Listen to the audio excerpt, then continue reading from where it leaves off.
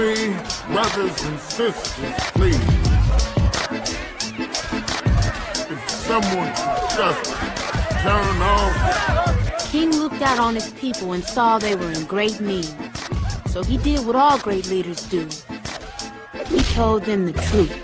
Will you ignorant niggas please shut the hell up? He just said what I think he said. Is this it? This is what I got all those ass whoopings for? I had a dream once. It was a dream that little black boys and little black girls would drink from the river of prosperity, freed from the thirst of oppression. But lo and behold, some 4 decades later, what have I found but a bunch of trifling, shiftless, good-for-nothing niggers? And I know some of you don't want to hear me say that word. It's the ugliest word in the English language, but that's what I see now, niggers. And you don't want to be a nigger, because niggers are living contradictions. Niggers are full of unfulfilled ambitions. Niggers wax and wane. Niggers love to complain. Niggers love to hear themselves talk but hate to explain. Niggers love being another man's judge and jury. Niggers procrastinate until it's time to worry. Niggers love to be late. Niggers hate to hurry. Black entertainment television is the worst thing I've ever seen in my life. Usher, Michael Jackson is not a genre of music. And now I'd like to talk about soul playing. I've seen what's around the corner. I've seen what's over the horizon. And I promise you, you niggas have nothing to celebrate. And no, I won't get there with you. I'm going to Canada.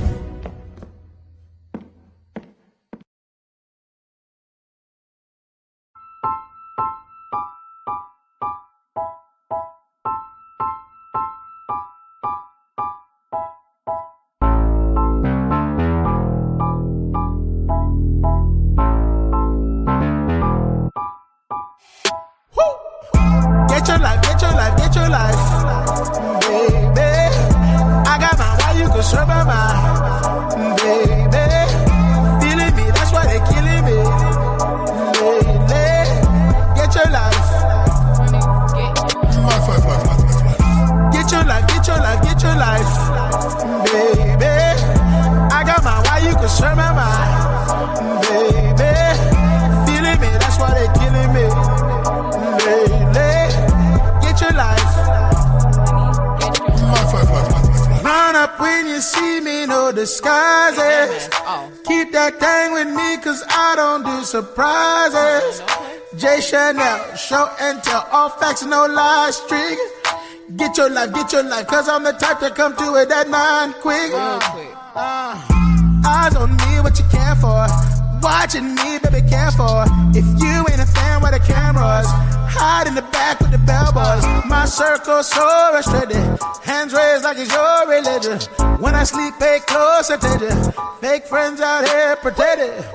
Get your life, get your life, get your life, baby. I got mine, why you could serve my mind, baby. Feeling me, that's why they killing me, lately. Get your life. Get your life, get your life, get your life, baby. I got mine, why you could serve my mind, baby. Feeling me, that's why they killing me, lately. Get your life. Focus there.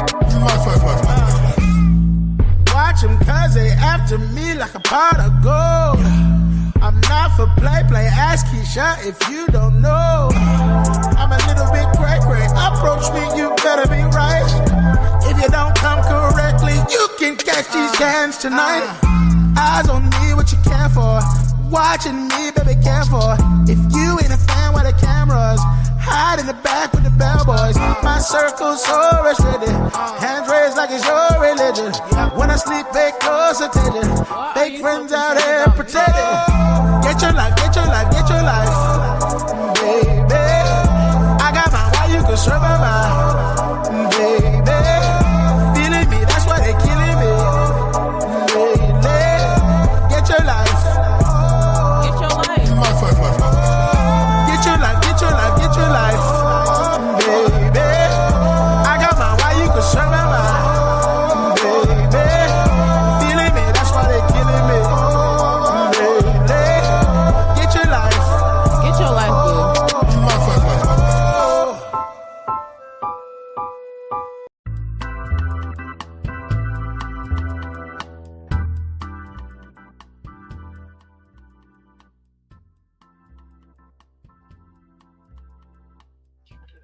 Good morning, good evening, good night, and good afternoon there, ladies and gentlemen. It's your nighttime or right time DJ Music here with another episode of the Chop Shop. Let me slide on over there down to the listening lounge. Y'all give me a 1 or a 2. Appreciate that. See, on top of things already.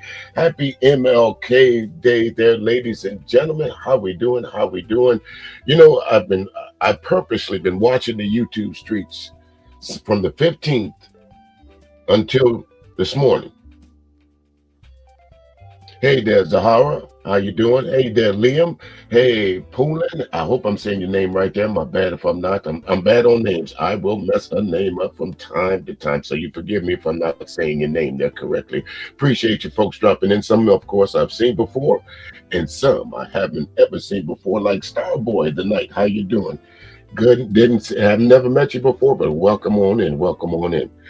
Ladies and gentlemen, like I said, is walking around the YouTube streets, seeing who would be featuring anything about the late, great Dr. Martin Luther King. Nothing. Crickets. Who's running the headlines right now? The Anton Daniels, Corey Holcomb debacle. That's why I started this video off with this. You niggas. Get mad if you want to. But was Dr. King wrong, or was this parody from the Boondocks wrong? Let me turn down this background music just a little bit more. Was it wrong? Look around us. Look what we're celebrating. Anton Daniels pulling up on Corey Holcomb. Everybody talking about it. Was he wrong about what's going on in the streets? Was he wrong about the racism? Was he wrong about BET? Was he wrong about the deference that we show our women? Was he wrong about how we will choke each other out to get next to you know who? Was he wrong? Some 40 years later, this speech was given in 1967? Y'all act like everybody from that era is dead. Like y'all act like the folks that were 5, 6, 7, 8 years old are just gone off this earth. That none of this means anything. We celebrating Puffy Combs. Remember that? How everybody covered his shit? We celebrated what? What's the latest debacle? What was that? The Passport Brothers. How they going across the pond buying pussy at a low rate. Come to find out they snatching children up left and right. That's what we're talking about. Not the economic structure of how we can do better. You hear panel after panel talking about the solution-based group. Not one fucking solution will you find over there. We got some guy in Portugal, Fatty, telling us what we should do, how we should be better. We got some guy from Africa, Dr. Frank Zanou, or whatever his name is, telling us we wrong. That we should pull ourselves up by our bootstraps. That there's no such thing as racism. Well, I guarantee you, none of you folks, if Dr. Martin King, Jr. King was still alive right now, would walk up to him and say, what you're saying is bullshit. The angry man, BGS, telling boomers that we ain't shit, that y'all ain't shit, they ain't shit. Meanwhile, he's sitting out on his patio trying to stay warm with a barbecue grill. Nobody talks about the greatness of us except for if it's in a quote, or remember what Dr. Claude Anderson said, because you heard it somewhere on YouTube, probably from a smaller channel like mine, or the Information Man, or Super Sly 75, or one of these channels that give a fuck about us. Park for a minute. Go open up another window and see what black folks is talking about right now. Anton Daniels, a loser, a failure to his own fucking community. He is the highlight of what everybody is talking about. I had a conversation with somebody behind the scenes, and this person was absolutely right, because what you folks are showing, you cannot blame white people when they call us savages. You can't say, look what they're talking about. Yeah, Corey was right. Anton was right for pulling up on that man like that. No, he wasn't.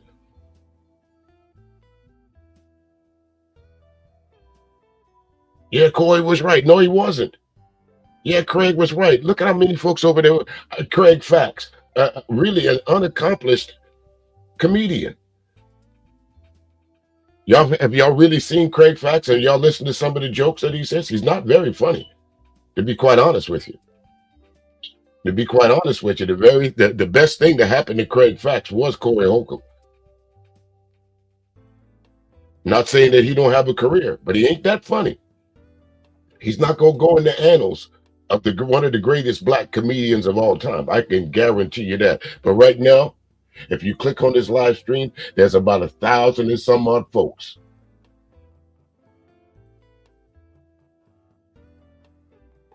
Just a little warm up. You know, you got to give a little monologue. You got to give understanding of where you're coming from and what you're about to talk about. Because back when I was growing up, this is what we talked about. This is what our parents showed us. They didn't show us excerpts of loose niggas. They showed us the greatness of us. They showed us how to be better and why to be better. The 1960s, folks, was the closest we ever came to being a community. Notice I didn't say a culture. I said a community, because there is a difference. Black culture is everywhere. Black community is the next bus rider, who you live next to.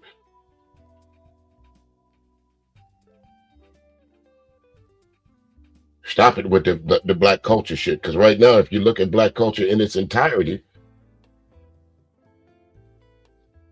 you call it.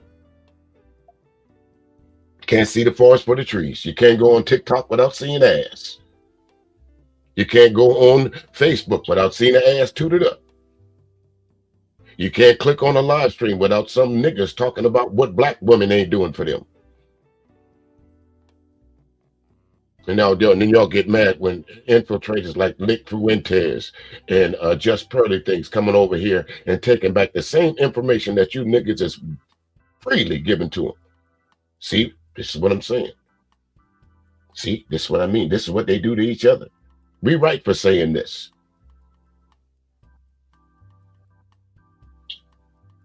Guarantee you right now, this video not gonna get many views. Know why? Because the truth is the most bitter pill to swallow in the YouTube streets. But if I had Jay Prince up here, and if I had Anton Daniels up here, if I had Tommy Sotomayor up here, if I had one of them agents of Black Chaos up here, jam-packed, it would be into the rafters. Niggas want to see what went on. But since I'm about to show some clips of Dr. Martin Luther King and all his greatness, people will find this boring, outdated, out of style. Well, there's no such thing as boring class. There's no such thing as out of style class. Let's get to this first. Let me remove this.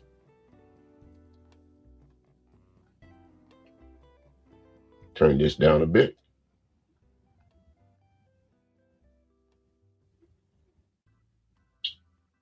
Oh, by the way, let me let y'all for some naysayers that's gonna come over here. You don't understand. I ain't scared of you motherfuckers.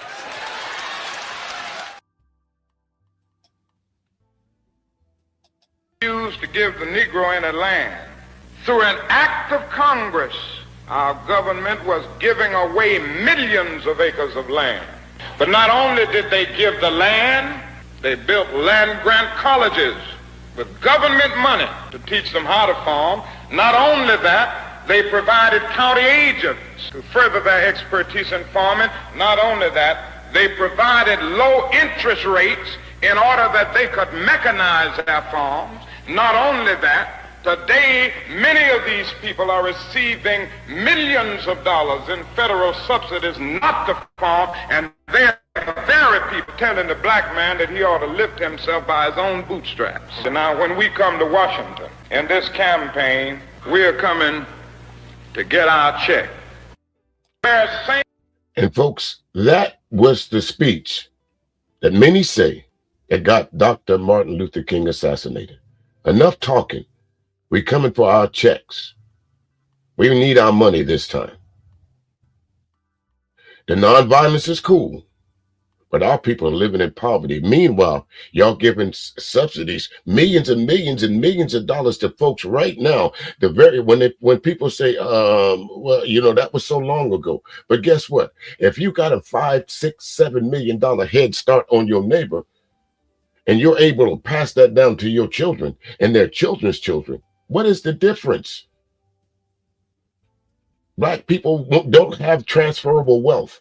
And I was in a stream the other day when somebody was laughing at me, telling me how wrong I was for living in a place to what my parents built. Meanwhile, this nigga living in an apartment that 6 months from now somebody else will be living in.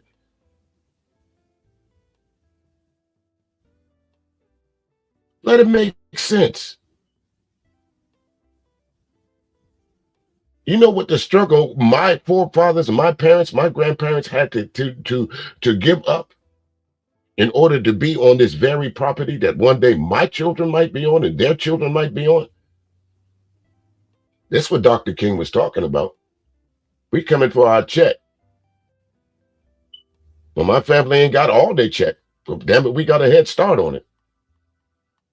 But that's a laughable situation to some of y'all niggas. It's funny to some of y'all niggas. Look at what Trump did in Venezuela. Look at how much money Trump has sent abroad. Not only that he could be helping black folks, he'd be helping white folks as well. So tell me so far in this outdated version of Dr. King, as a lot of y'all would say, where he wrong at. Tell me what he said 40, 50 years ago is not applicable today, because it is. You don't believe me? Let's listen to it one more time. Same time that America refused to give the Negro any land, through an act of Congress, our government was giving away millions of acres of land. But not only... Is he wrong? Through an act of Congress. Who runs Congress back in the 1960s? Back in them times. Who ran Congress, folks? Yet we still got to pull ourselves up by the bootstraps. Meanwhile, 40, 50, 60, 70, 80 years ago, they got a head start. The farmers in Idaho, the Louisiana Purchase, well, they didn't give black folks land, but they was willing to let white folks homestead. They was willing to allow white folks, Custer's last stand. Remember that, how America made Custer a hero? Come to find out, he got his ass whooped. Wasn't no last stand. He fucked around with the wrong Indians. That's what he did. Sitting Bull got tired of that shit. That's the problem with America. It don't want to tell history in the real way it is. So it's easy for people to gloss over shit like this. It's easy for people to walk away from actual truth. That's like I said, America has to create, white America, whether you like it or not, has to create its heroes. You're looking at one of ours.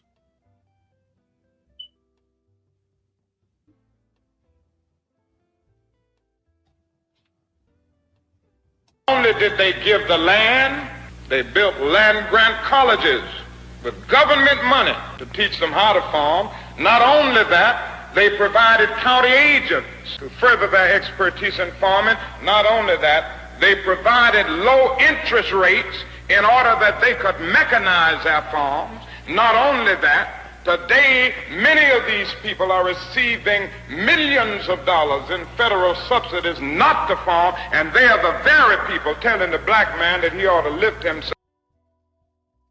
Let me read this right here. It says, okay, option 66, option 666, 1666. Welcome to the broadcast here. Let me read your comment here, sir. Okay, it says, blacks work together with whites to war with us as Native Americans and take our lands, goods, wealth, and power. In some cases, sir, you're absolutely right. That is history. But you got to pick up on the other side of history. That's why they don't talk about the Buffalo Soldiers. No, what you're saying is not wrong. But when you come with a slight, make sure you come with the other half of that slight to tell the positive side. Because a lot of us have you in us. We were here long before people think we were. Remember, before the Europeans came here, we coexisted. There was no black and Indian wars. There was no reservations. There was only trading. There was only peace amongst us when we came across them shores. We took y'all ideas. Y'all took our ideas. It wasn't savage until who came here, sir? Option. You got to look when you want to bring things up. Well, there's some of us that still do. I don't have anything against my Native American people. It seems that you guys, as it seems here, and I'll speak directly to you, it's just with some folks, some people carry grudges too long. And you need somebody to punch down on.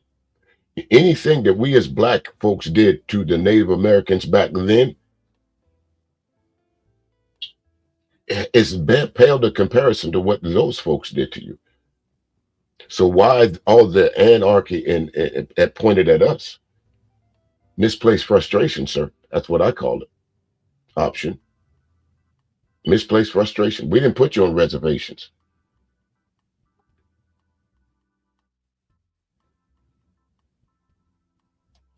And here we go. Somebody else in here. Wayne Schultz, explain your fatigue message, sir. What do you mean by that? Please don't come in here with the black fatigue. Please, because I'll show you how you folks even hijack too, if you need me to. Just like y'all hijack woke. Don't come in here with that. Please just don't put fatigue and put black in front of it. Because that's what the real fatigue is. We as black folks tired of you folks coming in here with shit like that. Yeah, I know. I know. You'll come in here with one word, try to distract. That's what you folks do. No problem. No problem. But the thing about it is, I'm well equipped to understand what you're saying.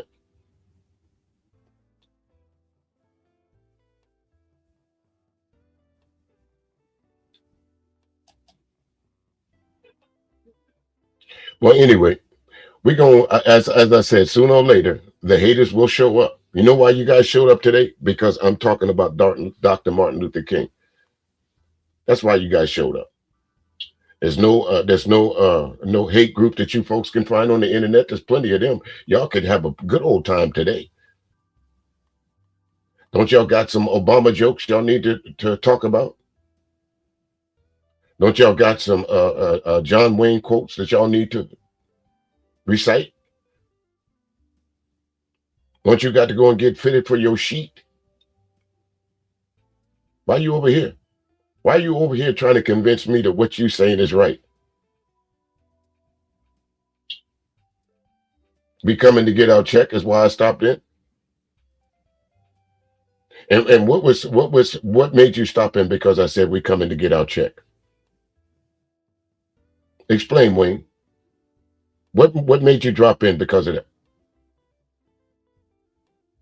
Explain, sir. What made you drop in for that? We coming to get our check. But let's go back. Let's go ahead and take this off the screen before I get too distracted here. Let's go here.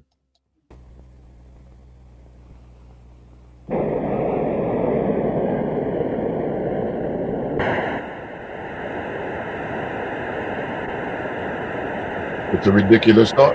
Why so? Why so, sir? Why is it a ridiculous thought? No, you don't hear. There's no victimhood here, sir. This is truth and reality. It's you coming in here with your distractions, hoping that I'm going to say, well, I didn't get my check on the 15th. No, sir. This is much bigger than a government subsidy. Jesse Lee Peterson, is that who you really referring to? The guy that says that started White History Month? You better come better than that.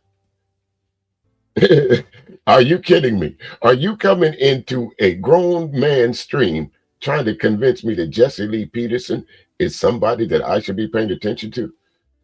I have destroyed his idiotic talking points on several occasions. Matter of fact, I destroyed them in the 9th grade.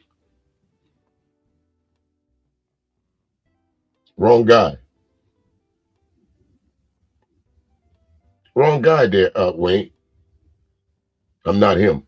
I'm not Jesse Lee Peterson. I'm not what's his name? I'm not Jason Whitlock.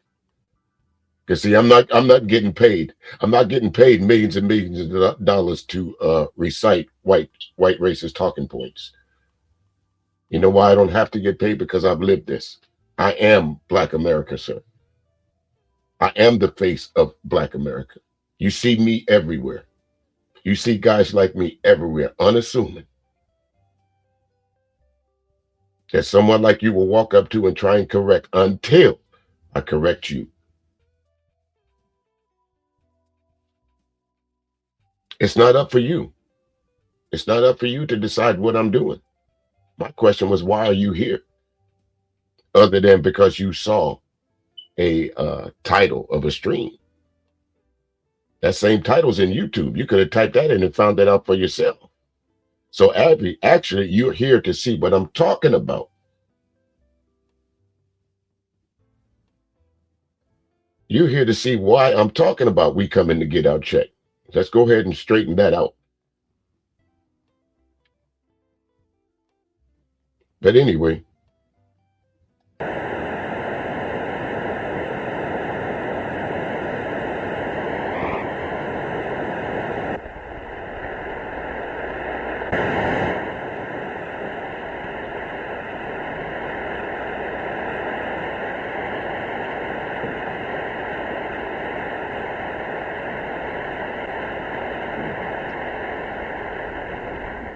Dean Napier, Mr. Bell, members of the faculty and members of the student body of this great institution of learning.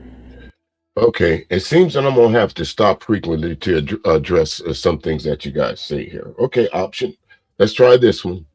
Let's see how we can go with this. Again, folks, never been to college, not a scholar, and I don't mind being wrong. If what I'm saying at any time you guys have a disagreement about hey, I'm willing to say, hey, I was wrong about that. But so far, let me just go ahead and say this. Read this options. The Africans have been stealing all of you, all so-called reparations checks, sending money back to Africa, building up Nigeria, South Africa, Somalia has done it so far. Well, you know, the last time I heard about the Somalians here in the United States stealing a bunch of money, they stole a bunch of money. But have you been to the country of Somalia? Have you been there lately? Have you gone or taken a satellite photo of the country of Somalia in the last 30, 40, 50, 60 days? What do you think they did with that 10 billion, $9 billion? They damn sure didn't take it over there.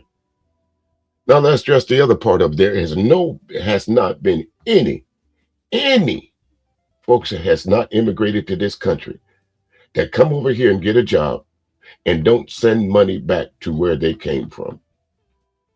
That's why they come here. I didn't say you were African. That's why they come here, though. They come here for a better way of life, whether they're from Poland, whether they're from Ireland, whether they're from Greenland, wherever the fuck they come from, sir. They all come here with one purpose from the United States. That's what that big, that Statue of Liberty said, give us your poor, your tired, your wretched. They took that to heart.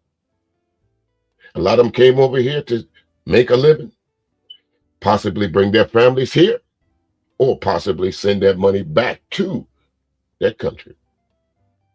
So it's just not the Africans. It's just not the Somalians. It's everybody. Wouldn't you agree? Wouldn't you agree? Option. What's up there, Black Hawk? No, well, let me go ahead and say this, Wayne. Because you two folks seem to have my direct attention. No, I don't feel entitled, and explain entitled. Now, do I feel entitled as a man to go after the American dream like everybody else? Yes, I'm entitled to that according to the Constitution. I am entitled to that. Are you? Are you entitled to? I think so. So we're both. Don't we both have a realm of entitlement about us? You entitled to come up here and say what you want. I'm entitled to come up and say what I want. Right? Whether we agree or disagree.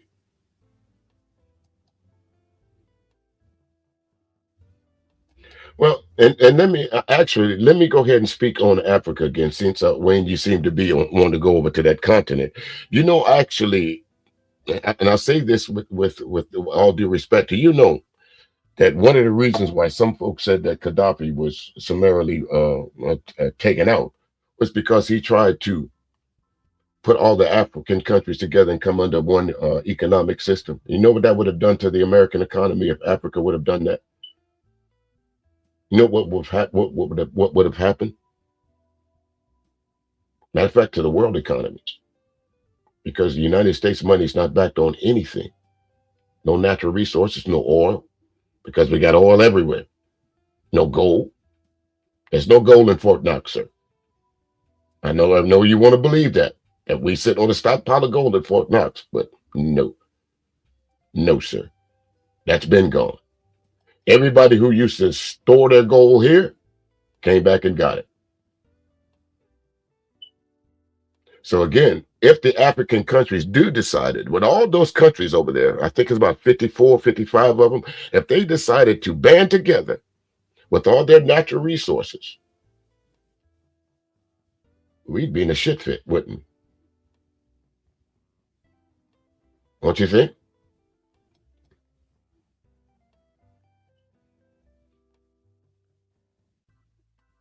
Let me read this one. No, during COVID, they all have taken money back. Well, I don't know, but again, I'll have to look into that, folks. But this one option. But I'll tell you one thing for sure. If the Africans did send money back, so did everybody else. That's my point. It's not just the Africans that was coming to this country, whether it was during the time of COVID or before. I used to live in Georgia next to a check cashing window. I used to see all nationality of folks going up into their currency exchange, sending money back to their folks. So don't tell me it's just African people. Don't tell me it's just Latino people that does it. It's everybody. You can look at the signs outside the check cashing window. And it has all the different countries to where you can send money back to for a certain fee. That's still going on today, man.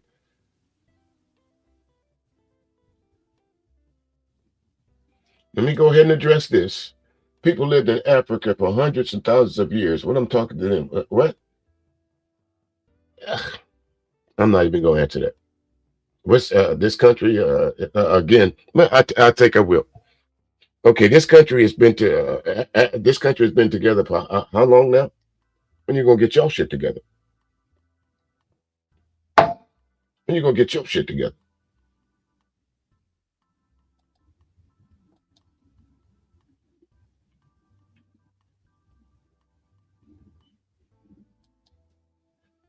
You thought I was suggesting reparations? What's wrong with reparations? I think. Let me go ahead and say this. Let me go ahead and say this, Wayne. I don't think America will ever give, whether you want to call yourself ADOS or FBA, as a collective, we still are black folks. I don't think America will ever come to grips with giving black folks reparations. Why? Because you have to repair first. That's the core essence of reparations. And in order to repair something, you have to come to grips with what you broke and come down with a solution of how to fix it. So America's not willing to come to its own identity about what it did to cause this so-called thing called reparations, meaning slavery, meaning Jim Crow, meaning redlining, meaning all these different things that you cannot deny that was put in place to slow the progress of black and brown folks, Chinese folks. You can't deny these things. You can't say that just because something was passed in the 1960s, it's still not effective today, because it is.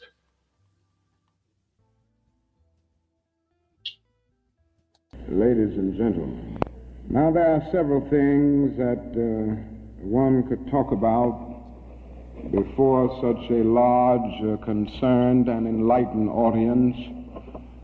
There are so many problems facing our nation and our world that one could just take off anywhere.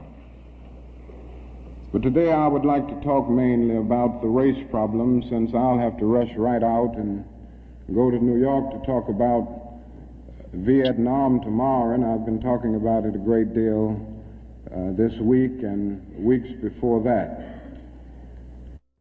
But I'd like to use as a subject from which to speak this afternoon the other America. And I use this subject because there are literally two Americas. One America is beautiful for a situation. I just waited for that so he could say that. What's your name? Options. There is two Americas, and that's the whole point of this video. There is two Americas. Is America the beautiful that at some point in time, some of us it has experienced, but then there's that ugly side of America that folks like you, or folks that think like you, because I don't know you personally, won't acknowledge. It's not all peaches and cream, sir. So when you say that, when you ask this question, do I think America has their shit together? No, they don't. And it's obvious right now. You got folks running around with masks on, picking people up out of the street. It's obvious when the headlines of our black YouTube is Anton Daniels versus Corey Holcomb. I'm not just talking about black folks. I'm talking in general, sir. See, you guys are coming up here trying to cherry pick, talking about race. I didn't mention race once.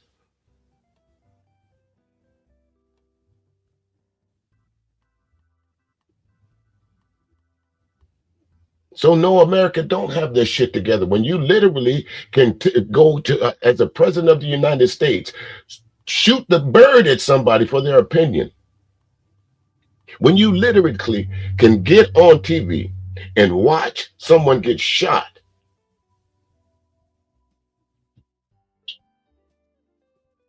and the outcry is not for the victim, but for the person that did it. When you literally can have a president convicted of with 34 felonies, that's not a guess. That's an actual fact. Sitting up in the White House right now, creating havoc, raiding other countries for their resources, under the pretense of making America great again. Taking out one leader and not removing the entire, as they call it, regime. Let that make sense. A man that's so desperate that he will take somebody else's Nobel Peace Prize. But America has their shit together.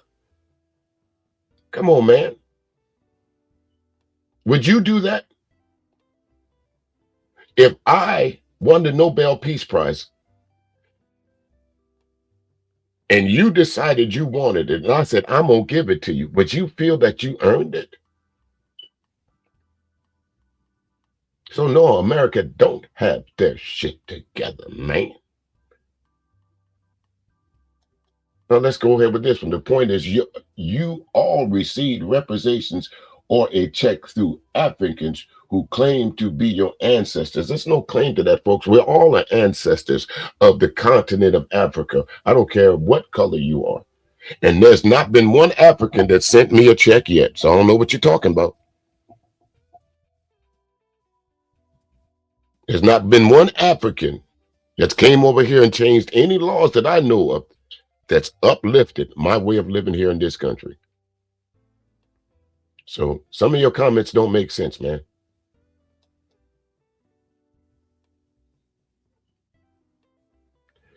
Again, you keep going back to this Africa, and I don't know why, but come on back to this continent for a little bit, bro.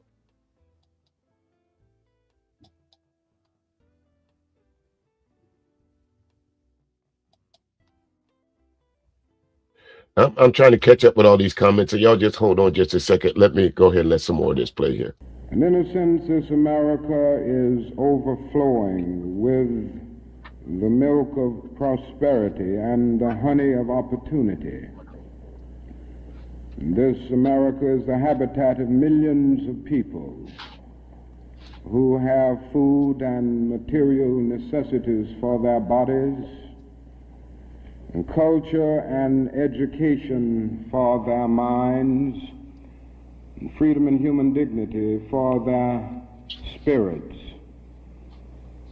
In this America, millions of people experience every day the opportunity of having life, liberty, and the pursuit of happiness in all of their dimensions. And in this America... And that's basically all we're saying is life, liberty, and the pursuit of happiness. But I remember as a time, because I'm at an age group that I remember there was a time that we could not go downtown after a certain hour. There were certain roads that we could not do. If you grew up in the Charleston, North Charleston, Goose Creek, Somerville, Berkeley County area, you knew there was some stores that you could not go to in the front door. That was not life, liberty, or the pursuit of happiness. We literally had to create this thing called the Green Book so we could travel without being accosted. This is in this country. We're not talking about Africa, sir. Let's talk about what's going on here. You're not talking about somebody who's guessing. We're talking about somebody who's seen the books that said for colored schools only.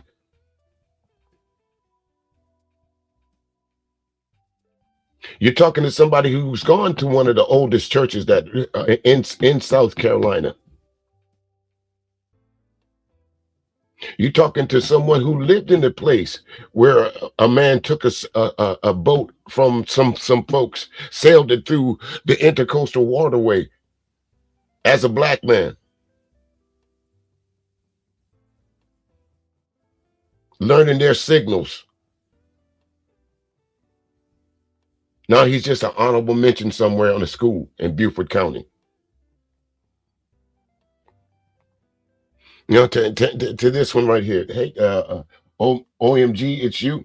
We will receive everything we are supposed to receive according to our works, and people are going to talk trash. Just keep your hands to yourself. You're absolutely right. You're going to get what's coming to you, whether it's good or bad. I agree with that. Karma is a real thing. If you got good karma, it's going to get you. It's going to come to you. You're going to your deeds will be rewarded.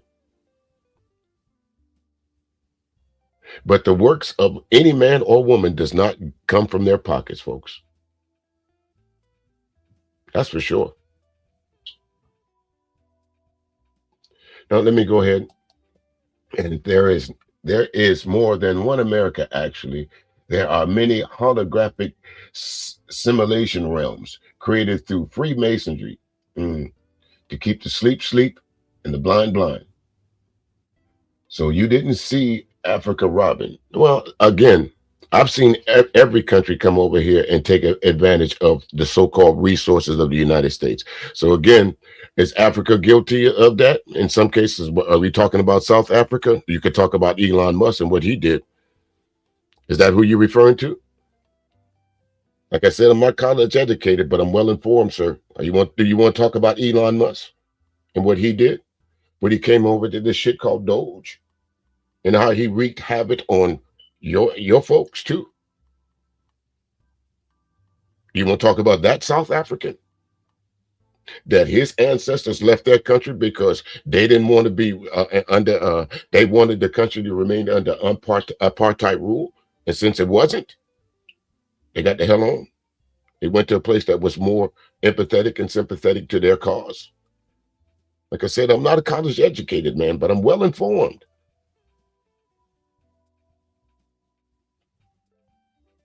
Do you want to talk about Elon Musk?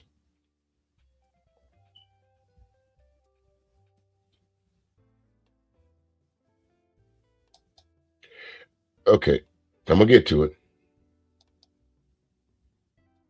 Okay, it's not that we expect to check. See, again, I don't know. I'm gonna say. I guess it's a metaphorically speaking kind of thing. When we say when Dr. King says we coming to get our check, we don't mean a literal check for some handouts. What we're talking about, being able to go into a bank and getting a loan based on what we have, or being able to go into a voting booth, or being able to go into certain places without. That's the check we're talking about, sir. The American dream. That's the check. Not a literal check with some numbers on it. That is the check. The American dream that you folks were allowed to have a head start on. That's the check that I'm talking about, and that's the check that Dr. Martin Luther King is talking about, sir.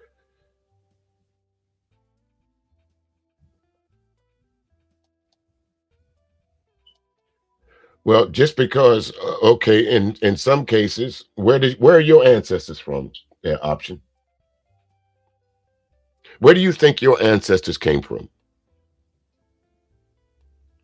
And everything, in everything, there's a start point, and one day there's going to be an ending point. For us, with these vessels that we call the human body, it's going to come to an end one day.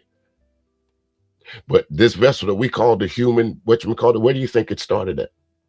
It had to have a specific starting point. And according to the powers that be, it was in Africa.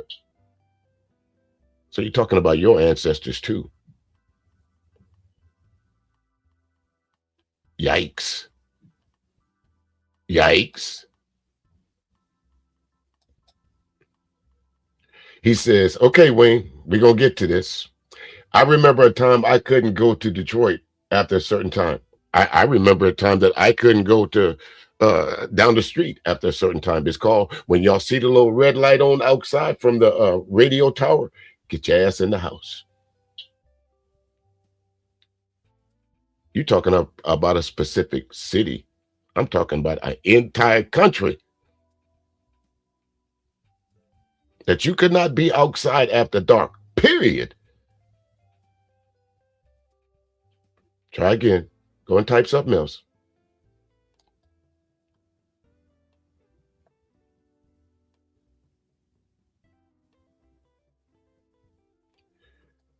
Okay, option. What do you mean I'm not to be mixed? Mixed with what? We're all mixed. Some of us more mixed than others. And maybe you haven't seen TV lately, but this country is slowly but surely. I know this is going to be a painful thing to hear. But this country itself is slowly but surely becoming a lighter shade of brown, especially if you're into sports like I am. growing up heavily into baseball. Remember the darker complexion men that were on the baseball diamonds, or football, Gale Sayers and all them guys. Remember Brian's song? A little bit before my time, but I do remember the movie. Walter Payton, let's see, Barry Sanders, Emmett Smith. Remember how Hank Aaron, Satchel Paige, and all those folks were a darker complexion. Remember that? Now we got folks like, what's his name for the Kansas City Chiefs? Look at the last two quarterbacks that just played in this weekend. All lighter shade of brown. Can't change it, bro. You're just going to have to deal with it. You're going to have to deal with the fact that one day that white men will not be the dominant force in this country. That's the problem. Y'all not ready to face reality. When it comes to religion, in less than 30 years, the predominant religion that will be celebrated in this country will be Muslim.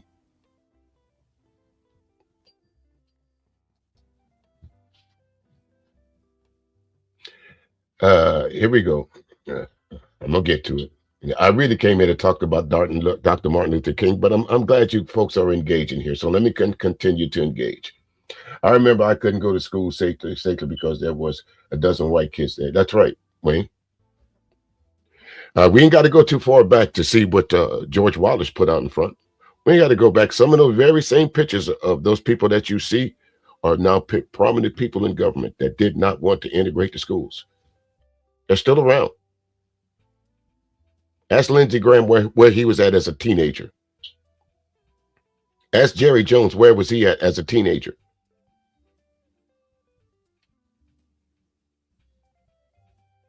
Come on. Like I said, I ain't been to college, but I know a little something. It's called history. Either you live it or you learn it. It's not going to come to you. Here goes another one. Okay, Black Vega, let me go ahead and respond to this. I suppose my ancestors enslaved people of other races constantly targets them for hundreds of years later. I would definitely be ashamed. Hopefully, I would learn from history's horrors. Well, how do I respond to that? By saying this, I don't think there's been any civilization that hasn't enslaved someone. It's usually do cause the spoils of war. From the Romans, the Greeks, the Cretes, every civilization that's conquered another civilization, right, wrong, and indifferent, spoils of war, usually the women, sometimes the children, and sometimes the men will get sold off. Would you conquer your enemy and then allow the men that you conquered to live amongst you? Not right, wrong, or indifferent. Remember I said that. But there's a difference between the slavery that you guys are trying to equate to the chattel slavery that was here. That the antebellum slavery, the angry man said that was a little bit easier. There's a big difference in the slavery that you guys try to compare.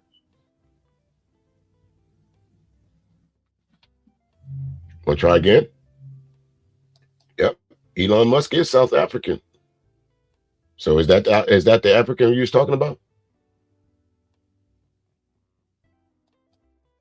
Okay, Wayne. I don't know why it makes a difference to 72% or 80% or whatever those black kids that you chose to be around. Yeah, those were your parents decided for you to grow up at. I can't help that.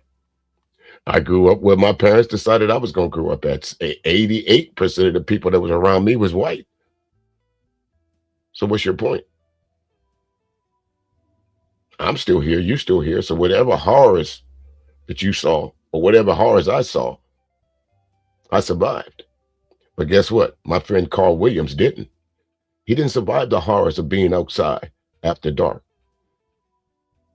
He didn't get to survive this. He didn't get to see his friend talk like this to folks at one point in time would have locked them up, or worse, for speaking his mind. He didn't get to see this simply for being outside at the wrong time.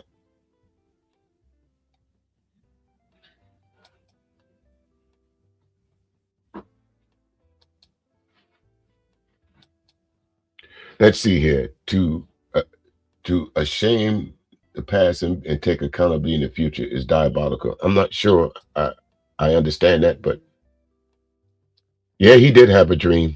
Yeah, he did. But Kevin, I think we fucked it up, don't you?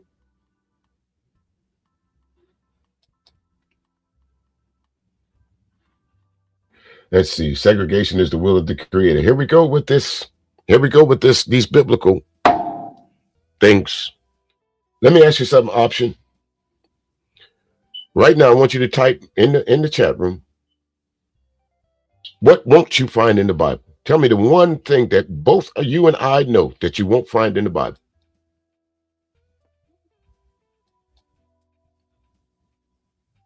What's one thing you won't find in the Bible? Options.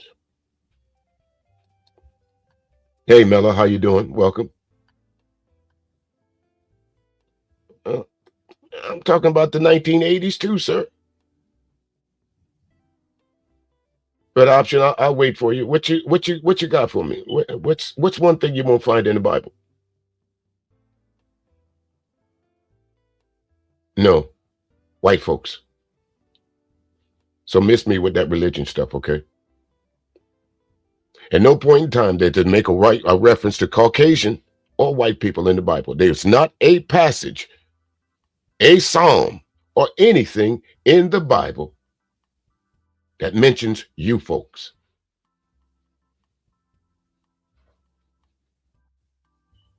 But that's what you came up with. You came up here talking about this religious thing, this segregation. Wait a minute, am I crazy? Is this what you just said a little while ago? Am I crazy? Segregation is the will of the creator. Well, who is the creator, sir? But now you're trying to tell me that what you won't find in the Bible is the truth.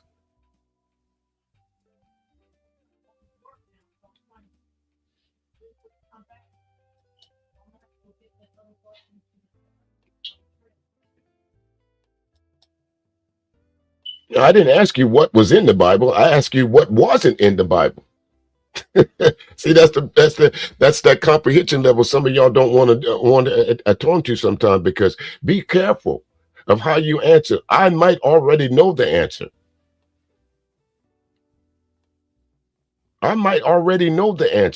And I just gave it to you. That's the one thing you will not find in the Bible. Caucasian people.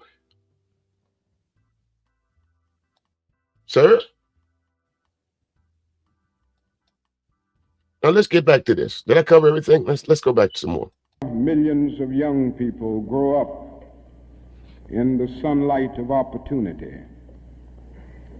But tragically and unfortunately, there is another America. And this other America has a daily ugliness about it that constantly transforms the buoyancy of hope into the fatigue of despair. In this America, millions of work-starved men walk the streets daily in search for jobs that do not exist. In this America, millions of people find themselves living in rat-infested, vermin-filled slums. In this America, people are poor by the millions, and they find themselves perishing on a lonely island of poverty in the midst of a vast ocean of material prosperity. In a sense, the greatest tragedy of this other America is what it does to little children. Little children in this other America are forced to grow up with clouds of inferiority forming every day in their little mental skies. And as we look at this other America, we see it as an arena of blasted hopes and shattered dreams. Many people of various backgrounds live in this other America. Some are Mexican Americans, some are Puerto Ricans, some are Indians, some happen to be from other groups. Millions of them are Appalachian whites. Probably the largest. Now, millions of them, I wanted to get to that part. Millions of them are what? Appalachian white. So Dr. King is not talking about just black people and this that live in this other America. He's talking about Mexicans, Puerto Ricans, folks from Appalachia, because if you go through some of these towns, you would really think that you were in third world countries. If you go to some of these, as you guys want to say, ghettos, are they not rat infested? Now, let me go back and address some of these comments. Let's see. Well, Wayne, let me go ahead and say this, my man. You said the Bible is recycled stories of older stories. Well, I can't say I agree or disagree with you on that because, again, it is. I would take out the word recycled, but I would say stories that's retold. And in some cases, it was told wrong. I think the Bible was using for a lot of nefarious reasons.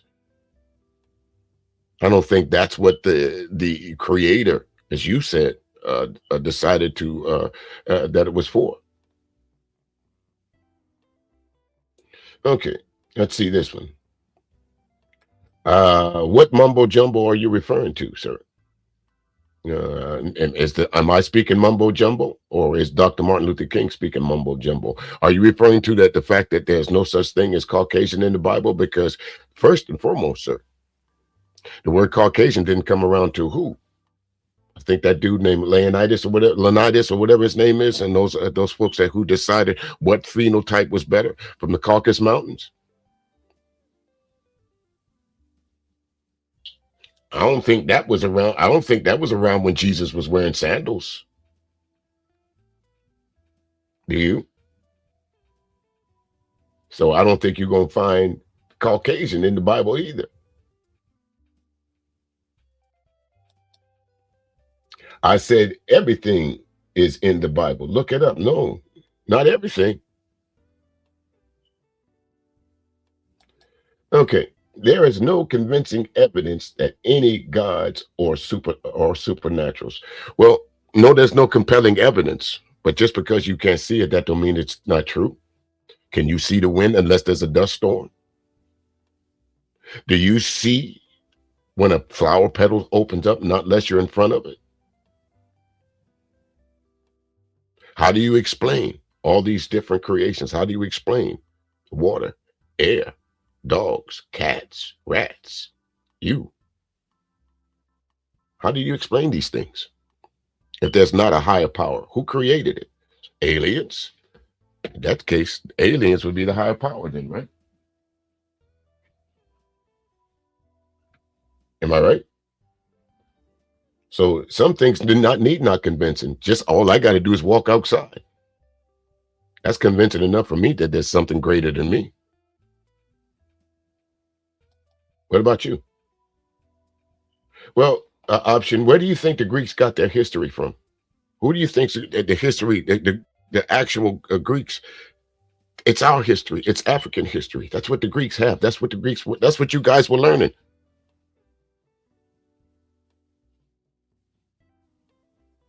Oops.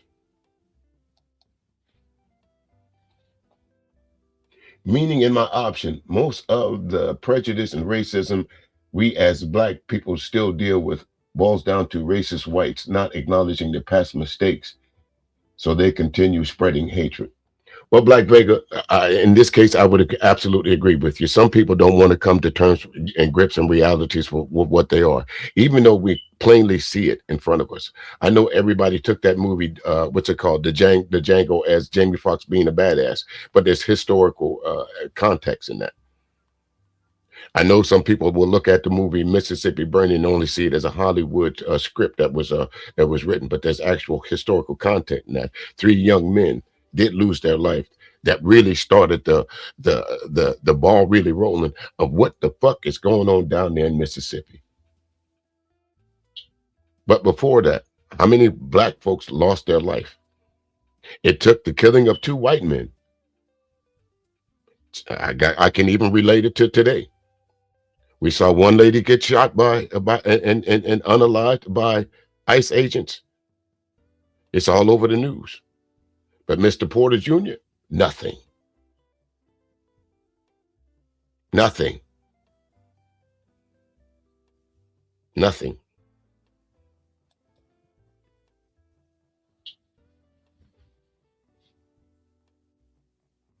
All right then, Wayne. It's always a pleasure talking to you, whether the opinion is opposing or to the side. Thank you very much for stopping through.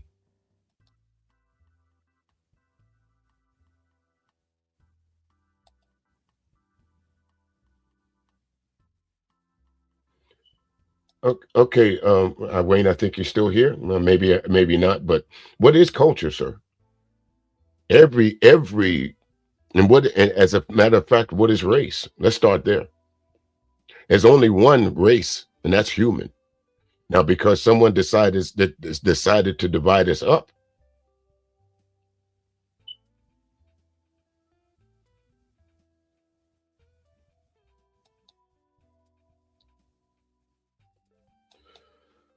look at this right here. Crazy cheetah comes in here. Maybe I'm reading this wrong. Did you have a bunch of girlfriends, some of them underage? What the fuck?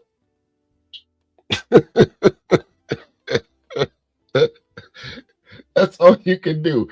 And when people come in with shit like that, you had nothing else better to type. You couldn't think of nothing more clever to say than some dumb shit like that. Crazy cheetah. No wonder you call yourself crazy. That's a crazy guy. He's a wild and crazy guy. They come in here with some shit like that. Thought that was going to affect me. As a quote from the great, what's his name? Little John. Bye, nigga.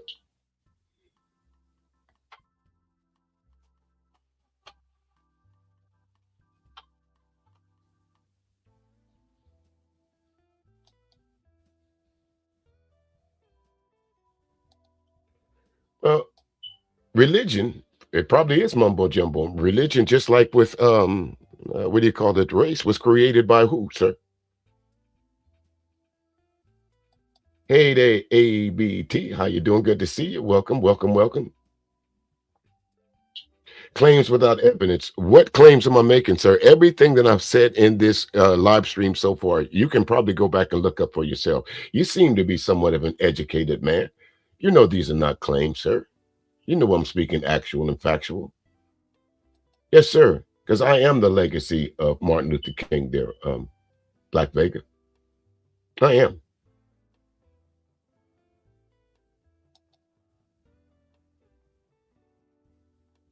I never said it was. I said what you won't find in the Bible. Sir, I didn't say anything about it. What I said, what you won't find in the Bible is white folks. And of course, you're not going to find race in the Bible because there was no such thing as race back then, sir. You're contradicting yourself. You're trying to outsmart me. I'm not double talking. I'm speaking facts. Go check for yourself. And as a matter of fact, let me go ahead and dump this on you while you Googling shit. Go tell me when the letter J was put into the alphabet. I think it was like the 16th century. So before the letter J came into existence, what was the creator called, sir? I said, I'm not a college educated man, but I ain't stupid. What was he called before the letter J was invented? Huh? Yes, Africans are white people too. We agree.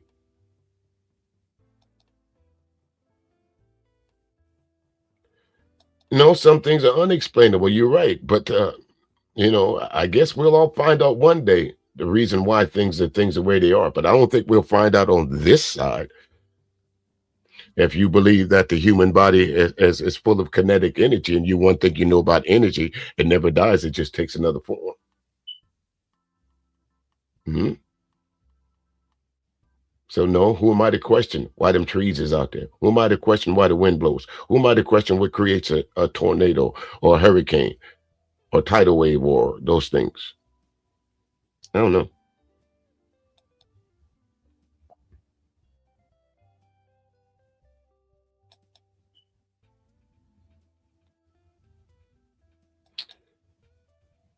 Okay, 350,000 white Americans died during the Civil War. Well, you know those claims. I don't know why you put that. So I'm guessing you mean some point in time in American history. So I'm just going to pick that. I'm just going to think that you're talking about the Civil War. What was the Civil War? Did all those white men die? Brother against brother, cousin against cousin, uncle against uncle. Why? Why was the Civil War really? It's about people. Other people keeping other people in bondage. That's what the Civil War was about. It wasn't about states' rights. It was about being able to keep people in bondage. The 3/5 compromise. That's why what really got slavery hot. White folks wanted to use their slaves as people when it benefited them. But they wanted to use them as domestic cattle, goats, sheep, plowbearers, cotton pickers, tobacco croppers, corn shuckers, until it came to getting political power. Whites up north wasn't having that. Hence the Civil War, sir.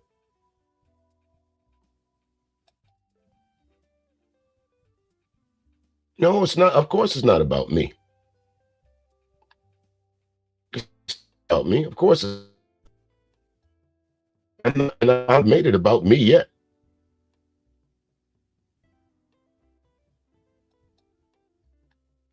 Well, that's the thing about it, Wayne. He gave us free will. Whatever this thing is that we call God or whatever, he gave you free will to make that decision, whether you believe or not. Gave you free will just for that purpose.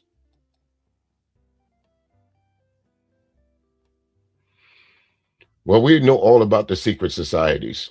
We know about all the Rothschilds. We know about the Masons, the Freemasons. We know all about that, but it's not about this. Okay, World War II. Okay, how many black men died during the World War II? Since you want to quote World War II stats. What's up there, information man? Great live stream, the last one. I forgot to share it, but I was in the clouds listening to you. If you don't mind, information man, drop your link down in there so folks can come check you out. Whether you agree or disagree with my man right there, folks, he's always on point. He's not there to please you. He's out there to teach. As I call him, one of the good soldiers on the streets. Go look for yourself. Like, share, and subscribe if you don't mind. I won't send you to someplace that's full of bullshit, folks. Believe me. Now, going back to this right here. Where was I at? I forgot. Oh, World War II. Yeah, there we go. Let me get that back on the screen. So how many black men gave up their life in World War II? Since you quoting stats, do you know? Do you know? I guarantee you, for every white man that died in World War II on any wars, black men died. You don't own 800? Really? Only 800 black men died in World War II. 800. Did y'all hear that? You shouldn't have even typed that. Y'all see that right there? This man said 350,000 white men died during World War II, but only 800. Wait a minute. Let me see. Hey, Google. And one time I'm going to use Google. Hey, Google. How many black soldiers died during World War II? Approximately 708 to 780 African American soldiers were killed in combat during World War II.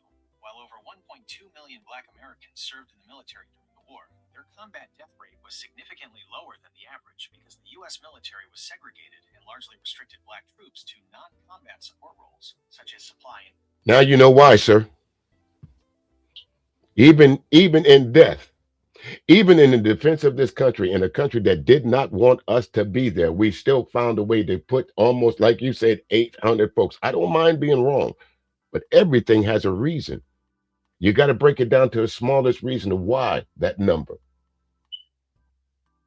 Because we couldn't. It's not that we didn't want to.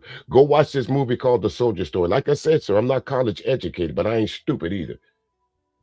So when you come at me, make sure you have all your facts, not just the ones that boast your argument.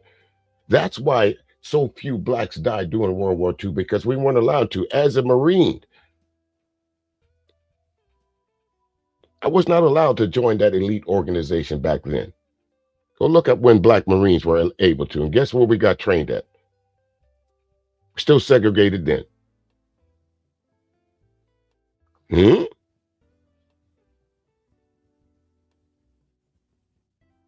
It certainly was there, folks. If you've never seen A Soldier Story, you got to go watch it.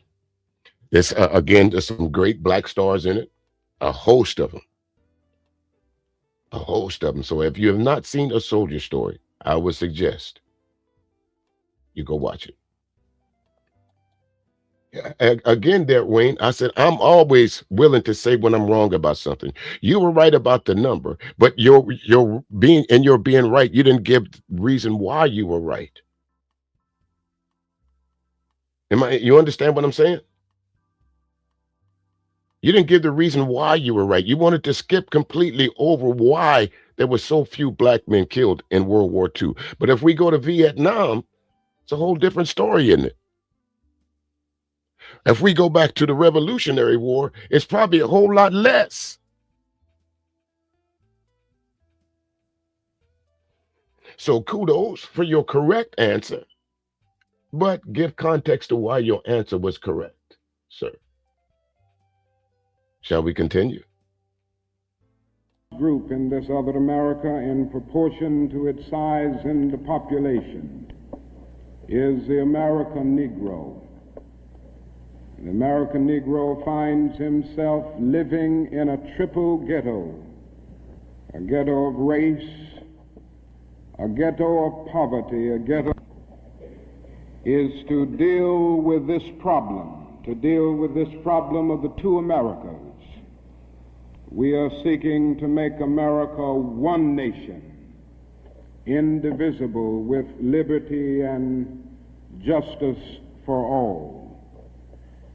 Now let me say that the struggle for civil rights, or the struggle to make these two Americas one America, is much more difficult today than it was 5 or 10 years ago.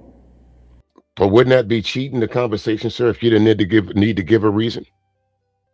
Wouldn't that be cheating the conversation? Yes, it's easy research. And like I said, Wayne, I don't mind being wrong, sir.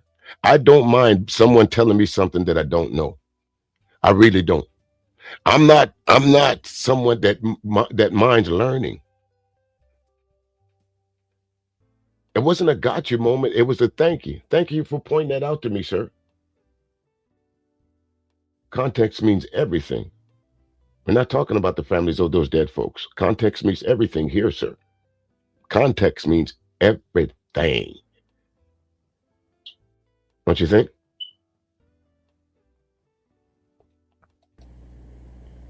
For about a decade or maybe 12 years, we struggled all across the South in glorious struggles to get rid of legal, overt segregation and all of the humiliation that surrounds. Legal, overt segregation is what he just said. Can anyone argue that didn't go on? Hey there, Plant Place Black Man, welcome in. So are you wanted to? I hope I'm reading this right. You want to argue that legal segregation did not go on? It's easy to find. Just like my man just said, since y'all want to talk about easy to find shit, legal segregation didn't go on option. Is that what you're saying? Founded that system I'll wait for your answer. of segregation. In a sense, this was a struggle for decency. We could not go to a lunch counter in so many instances and get a hamburger or a cup of coffee. We could not make use of public accommodations. Public transportation was segregated, and often we had to sit in the back, and within transportation within cities, we often had. Well, sir. Well, so far, isn't the mere fact of Rosa Parks sitting and instead of saying giving up her seat, she decided to say nope. Isn't that what Martin Luther King is just saying? Legal. She went to jail for that, remember? A lot of folks said that was the spark of the civil rights movement. There wasn't segregated lunch counters. Ask the Greensboro boys that. That was really the first sit-in. How about those folks that tried to march over the Edmund Pettus Bridge and was met with dogs? So much so, they didn't want to give up on it, so they did it again. I guess you don't know who Bull Connor was. Oh my goodness. I'm gonna let that fester for a minute. Yeah, I'm gonna let that fester for a minute. Hey, baby Bubba, I appreciate you telling me that your ethnicity, your ethnic background is Native American. Thank you.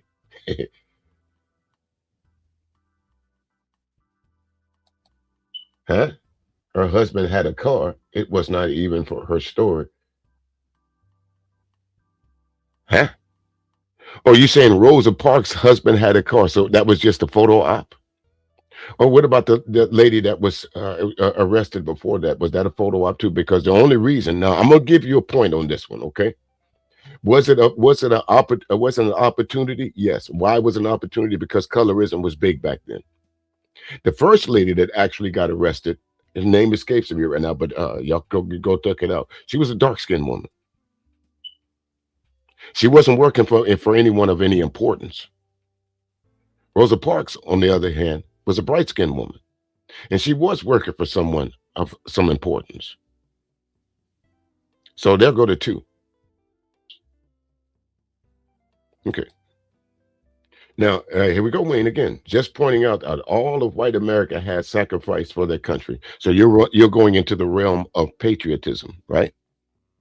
Okay. Which war has blacks not fought in? Which war? Who was the first person killed in the Civil War? Which war, even in the ones that we weren't heavily represented in, which war? Which part of patriotism? After telling this, matter of fact, let me just go ahead and say this, because the Vietnam resonates more with me with any other war than any other, because those was the wars that my uncles and my grandfathers and folks before me was dealing with. Okay? To go to serve in Vietnam, now I'm speaking on one man in particular, to get 3 Bronze Stars, to get 3 Silver Stars, 2 Purple Hearts. Is that not sacrifice enough for you? Wayne? You know who I'm talking about? I'm talking about my father, my dad. Is that not sacrificing?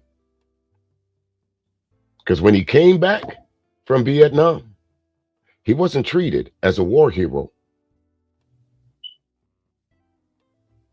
He wasn't afforded the same glory the white men were afforded. He still came back to a land that only saw him as a black man, as at that point in time as a Negro. But yet some 30, 40 years later, there's people that with the advent of Facebook and MySpace and TikTok that's reaching out and saying, if it not been for your daddy, your father, our bloodline would have ended, because that's what those bronze stars and those silver stars represent. Bravery. You put yourself on the line to save somebody else. So miss me with that again, sir.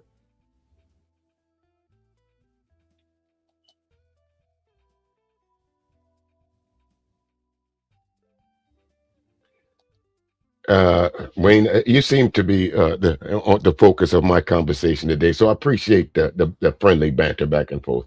It's educational to know history. Dwelling in it is not sure if it benefits. Well, those who don't know history, sir, is doomed to repeat it.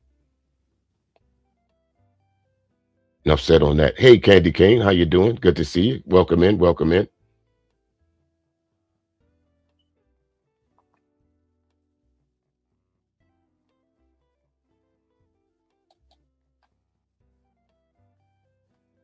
Let me see. Let me see.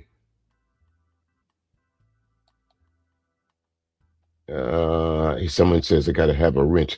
Let me see if I can do that right quick, like the information man. Because hold on, let's play this. Stand over empty seats because sections were reserved for whites only. We did not have the right to vote in so many areas of the South. And the struggle was to deal with these problems. Now, certainly they were difficult problems. They were humiliating conditions. And by the thousands, we protested these conditions. We made it clear that it was ultimately more honorable to accept jail cell experiences than to accept segregation and humiliation. By the thousands, students and adults decided to sit in at segregated lunch counters to protest conditions there. And when they were sitting at those lunch counters, they were in reality standing up for the best in the American dream and seeking to take the whole nation back to those great wells of democracy which were dug deep by the founding fathers in the formulation of the Constitution and the Declaration of Independence. Many things were gained as a result of these years of struggle. Okay, there, Wayne. What good is it to know history if you don't tell it? History is not a well-kept secret, sir. No, it is not. History is not a well-kept secret. Actually, I'm on StreamYard, so I can't change your status here, information man. But I'll make sure I will later on. Sure, if you don't mind, if you don't mind going over and grabbing information man's chat and his stream and drop it in the link there for me, because I really would like folks to go over and check out his information. So dwelling is a difference in knowing. So I'm not dwelling it, and I'm pointing it out. Again, I'll keep going back to this this euphemism. Those who don't know history is bound to repeat it. Let's see who we got here now. Milani, welcome. Thank you. Who else I got in here? L Bookie, welcome. Thank you. Good to see you.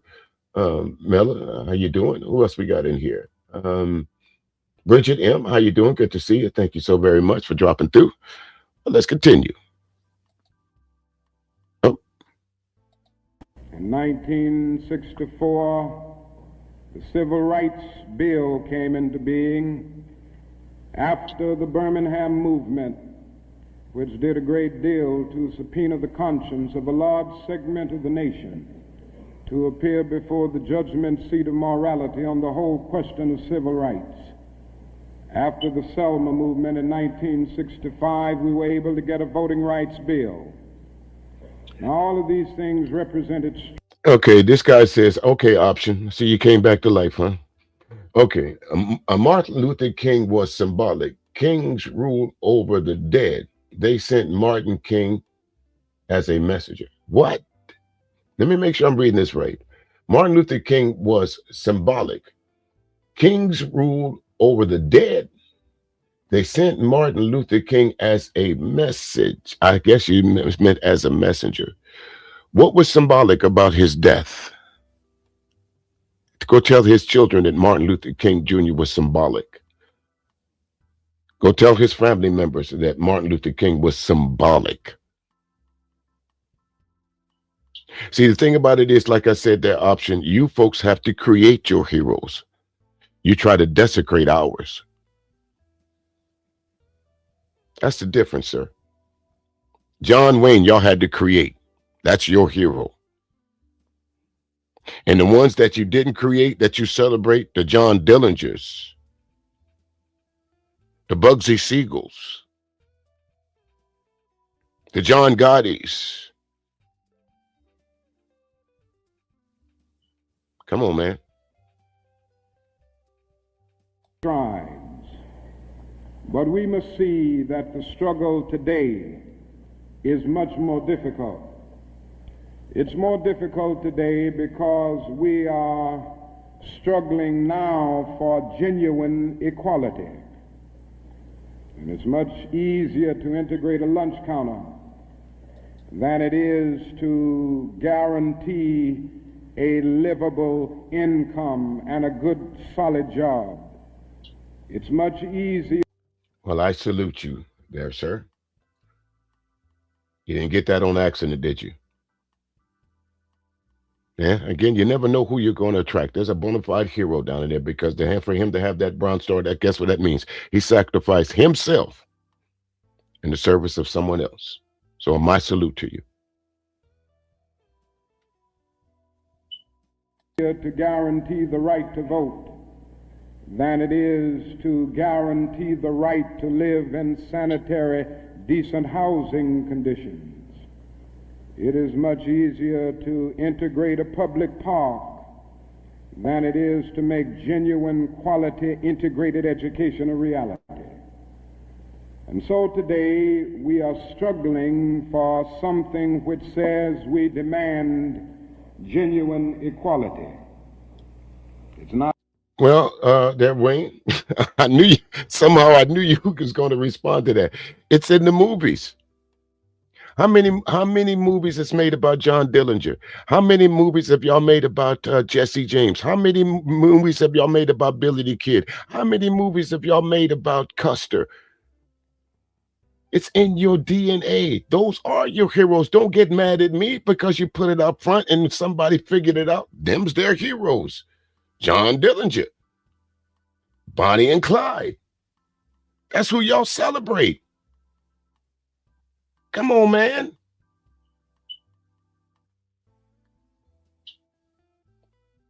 No, the First Amendment is not frowned on here. No, you're free to speak your mind, sir. That's what the First Amendment is all about. Listen, I'm almost tempted to. I'm almost tempted to drop that link for you there, Wayne. I almost am, but something tells me if I drop that link, it will go haywire. It will go crazy. But I'm almost tempted to drop it for you, sir.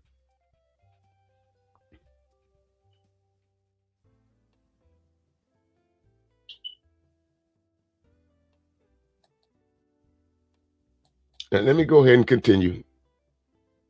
Not merely a struggle against extremist behavior toward Negroes. And I'm convinced that many of the very people who supported us in the struggle in the South are not willing to go all the way now. I came to see this in a very difficult and painful way in Chicago over the last year, where I've lived. Wait a minute now, Option. You say you Asians don't have heroes? Who the hell is Bruce Lee? Who's Jet Li? Stop it. Stop it, man. Work.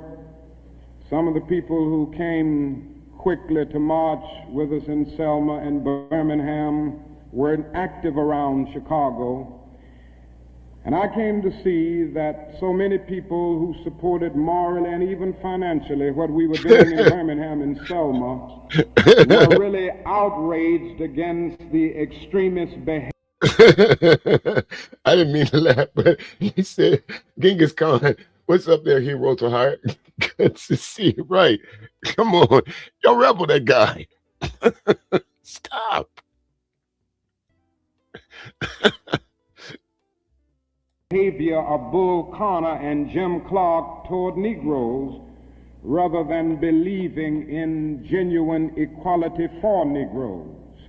And I think this is what. Oh, am I? They are actors in movies. He says, I'm confusing the two. It's not me confusing the two. It's you guys that are confusing the two. How many movies have y'all made about what's the guy? Charles Manson, Helter Skelter. There was a song by the Beatles that y'all played every year. Helter Skelter. Remember? Like I said, I'm not a college educated man, but I got common sense. One thing I do know, that knowledge it's not going to come to you, sir. You got to go get it. And I go get it. If I wasn't comfortable up here talking about this shit, if I thought that I didn't know what I would be talking about or saying, I wouldn't be up here. I wouldn't embarrass myself. Unlike some of these other folks, they get up on these platforms and they say, "Apps are saying nothing, talking loud."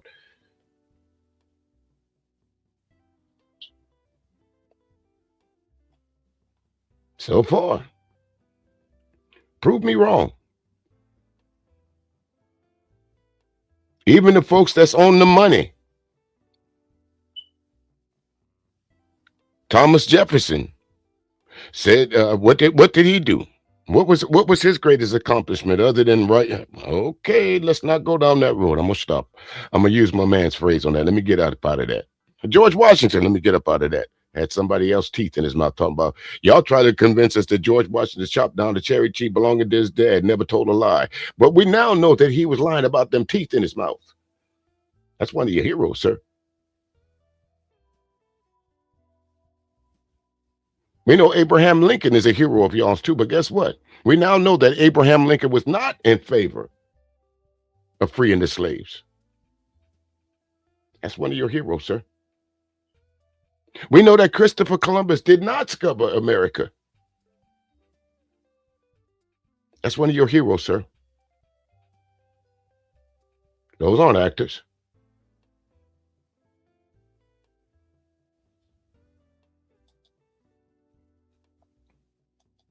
Let's see this one.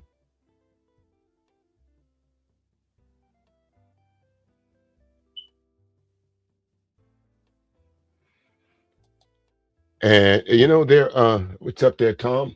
You're absolutely right. And this is why I do the things that I do, because a lot of times you hear these young folks say history is a waste of time.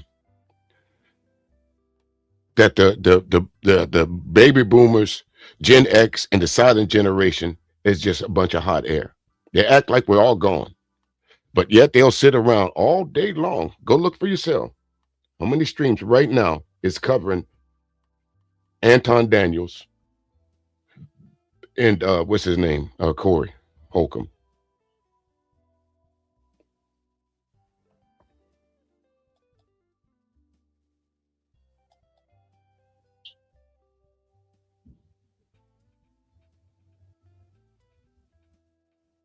Well, I'm not saying the option that he's your hero, but in some parts of your culture, he is relished.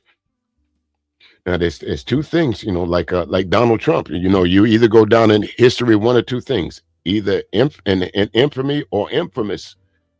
Which one did Genghis Khan choose? He wasn't trying to be famous. He was trying to be infamous. He didn't care how history saw him. Okay.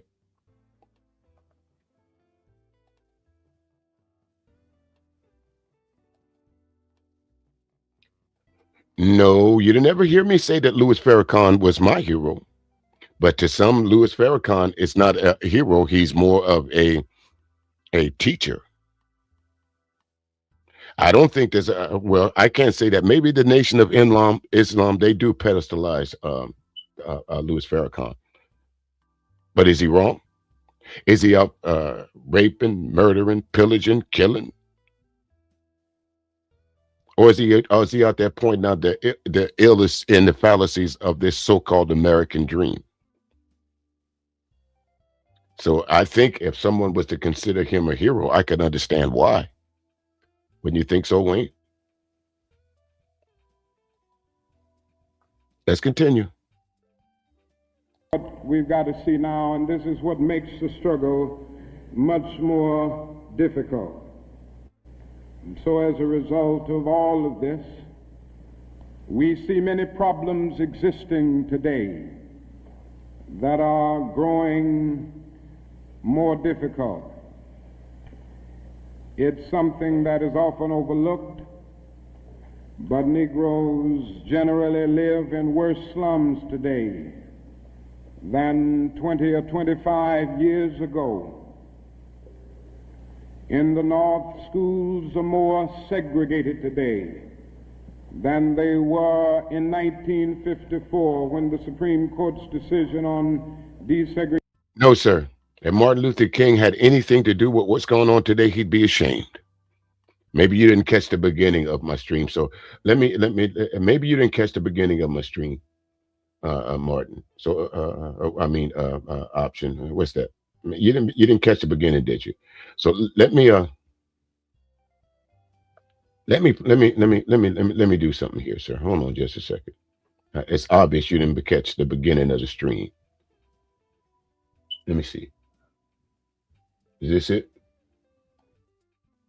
Let me see something. Can I play it? Let me see. Yep.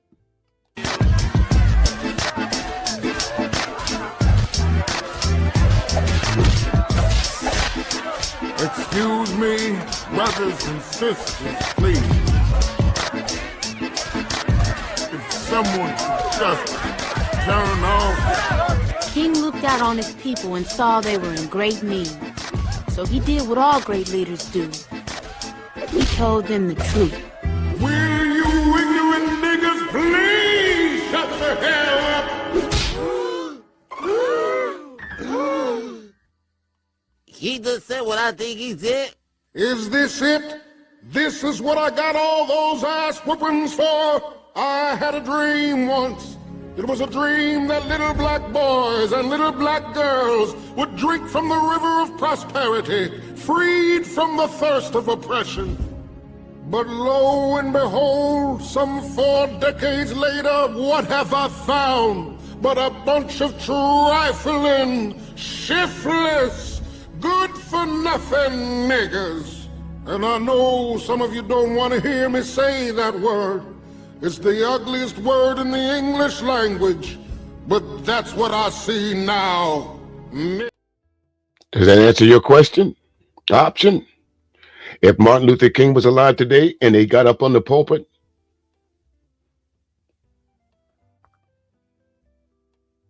he's one of my heroes.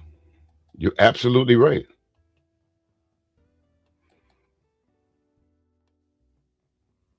He's absolutely right there. You're absolutely right. Them option. He is one of my heroes. Is there something wrong for that? Am I being wrong for saying that this man, in all his infinite wisdom, some 40, 50 years later, his words would come back to haunt the United States of America as he ringing a bell outside your church? Because tell me what he's wrong about. Maybe you should go, instead of us talking, maybe you should go and find this clip, listen to it its entirety without any interruption. Because Lord knows you're not going to let us do it. I could have done this as an upload, sir. I was expecting folks like you to come and show up. Fred Hampton, absolutely right. Another one of our heroes.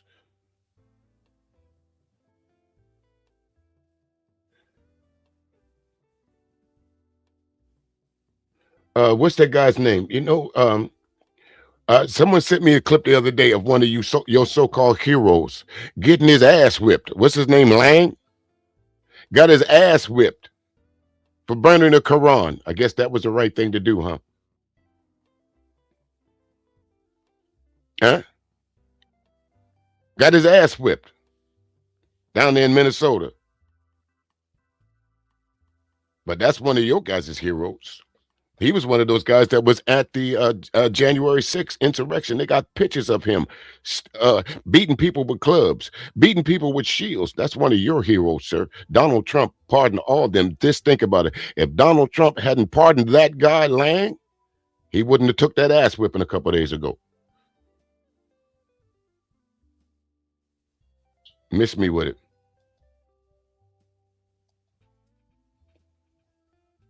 I'm not sure what's up there. Nupak Shakur. Okay. Hero for Hire 369. Welcome in. Welcome in. For those that I miss from time to time, I do apologize.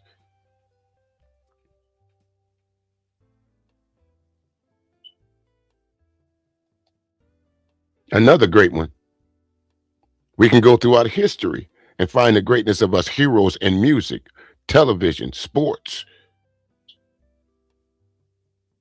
economics. We got heroes everywhere. Born heroes, not manufactured.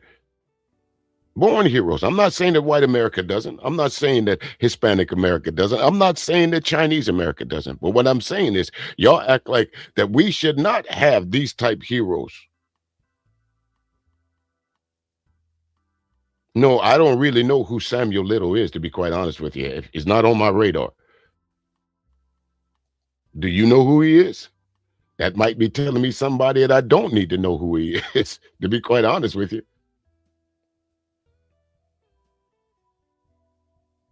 Absolutely right. Our heroes ain't what they used to be. They sure ain't. And I'm not only hearing that from you, I'm hearing that from the young and the old. I'm hearing that from folks that's in their 20s. I'm hearing that from folks in their 30s, 40s, 50s, that I wish we could go back to the time to where our men casually were dressed in slacks and shirts, not showing their ass, not sagging, not walking around smelling like Black and Miles. Going back to Corey and what's his name, Anton Daniels, that could have been a good thing. But there we go again, like someone's pointed out to me so eloquently. That is the nature of a lot of us. It ain't flight, it's fight. You ain't doing better than me.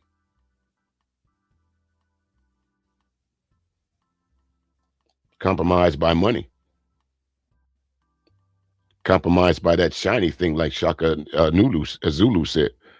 Compromised by that shiny thing. Was rendered.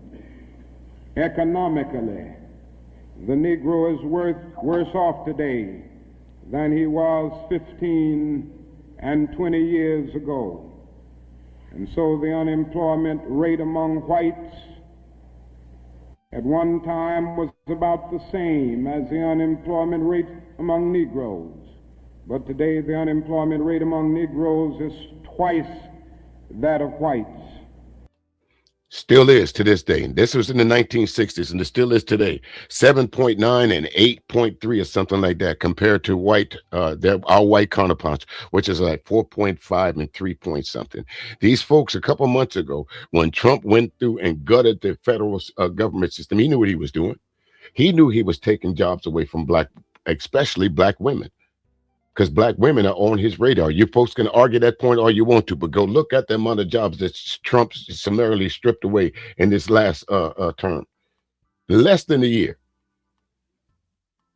Where unemployment for black women shot up from that low of 3.9, 3.74 to almost 7.5%. And a population that makes up 14% of this United States. Black men, 8.5,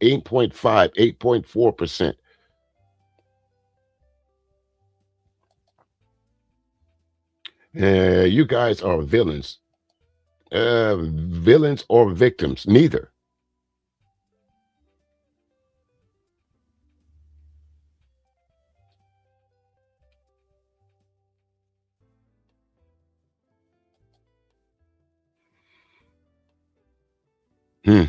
I don't know about that.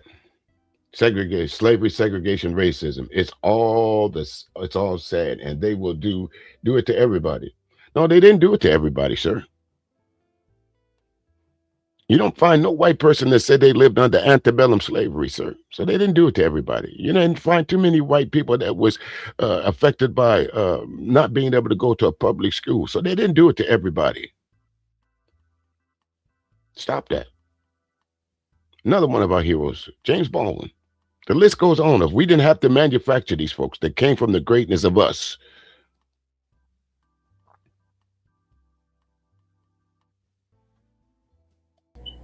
and the average income of the Negro is today 50% less than whites. And as we look at these problems, we see them growing and developing every day. And we see the fact. Look at this question right here. How many heroes have to die before people wake up? You got to ask the people that's killing them that.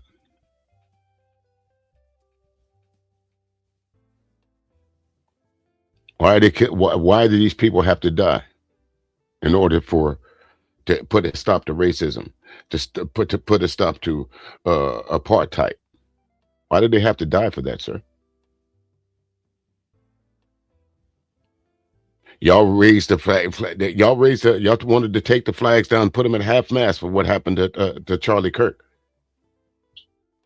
But you want to come here and argue with me about the greatness of that's one of y'all heroes, Charlie Kirk. Tell me it ain't. That's one of y'all heroes, Charlie Kirk.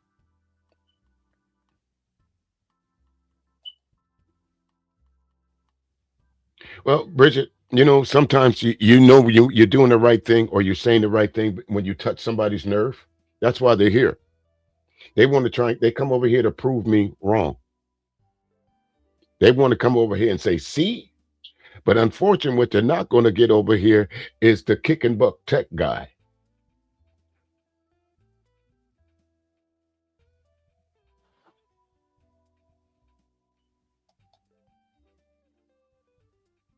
That the Negro economically is facing a depression in his everyday life that is more staggering than the depression of the 30s.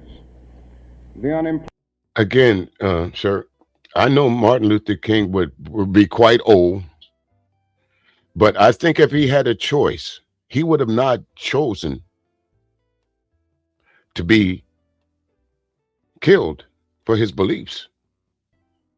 He wasn't killed because he was doing something wrong. He wasn't killed because he was robbing, stealing, murdering.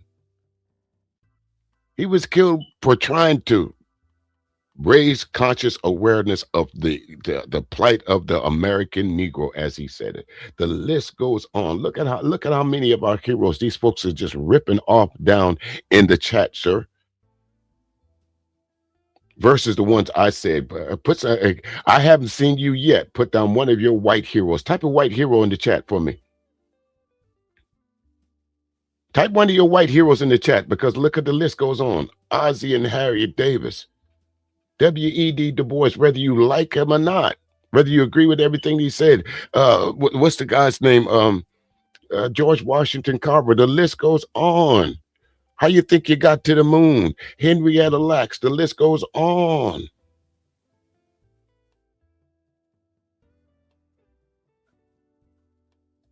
And you know Jesus ain't white. That's what y'all want to call it. I can't tell you. I can't tell you how to see Jesus, but you know, historically speaking, he ain't white. You know that. Virgil, did you come over here to tell me to quit whining, or did you come over here to tell someone in the chat room to quit whining? That was the highlight of your days, to come over here and tell me to quit whining. You ain't had nothing else better to do with your time to come into my conversation and tell me to quit whining. Get your bitch ass up out of here. Hey, you know what? No, leave him there. Leave him there. Leave him there. I was about to get rid of you quick, because some tell me I'm going to have to deal with you too there, Virgil.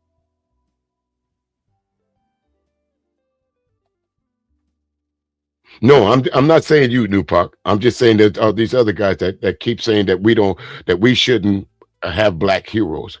I have yet to see them type one of their white heroes.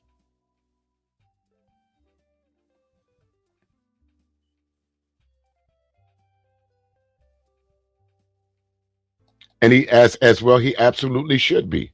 Crazy Horse should be a Native American hero, because if it not for Crazy Horse, the Indians would have been slaughtered a whole lot worse. If it not been for Crazy Horse. Remember, he's the one that decided that Custer's Last Stand was going to turn into a massacre. You're not coming over here with that no more, Custer. 7th Cavalry. You're not coming over here with that anymore. That was one of your heroes. George Custer.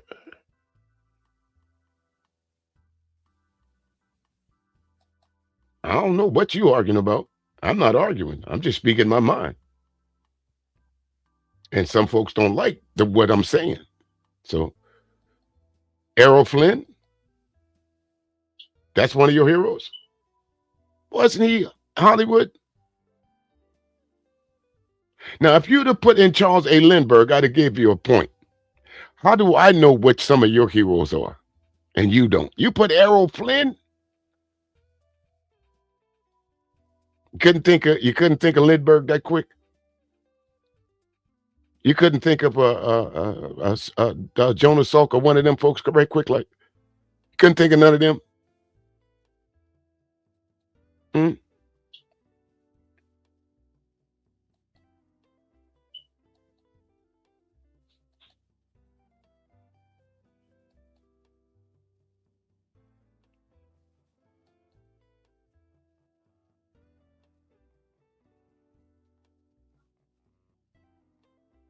Employment rate of the nation as a whole is about 4%. I'm getting to it, man. Stop it. Statistics would say from the Labor Department that among Negroes it's about 8.4%.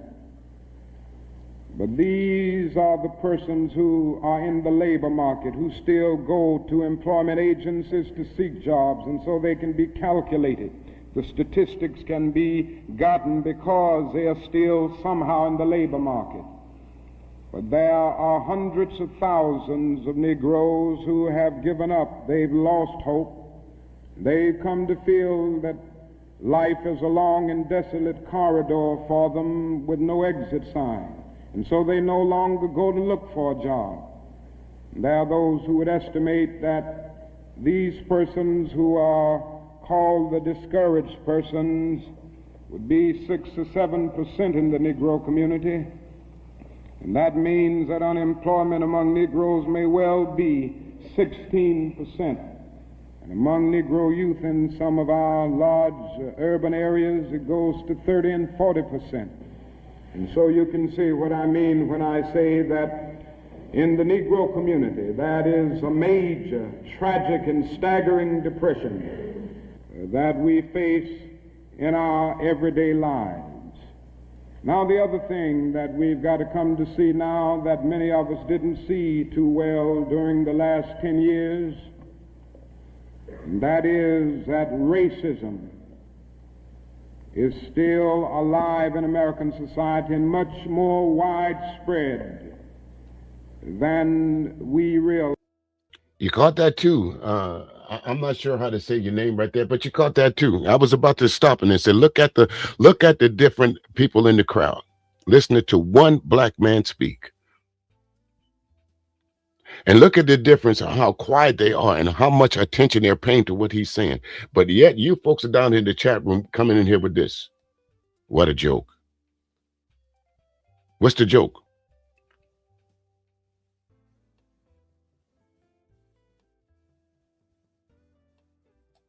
Hey there, G Glow. How you doing? Good to see you. Good to see you. Welcome in. Welcome in.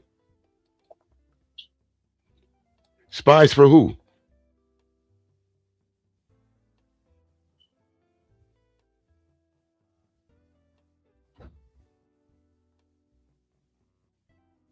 And there lies the problem, sir.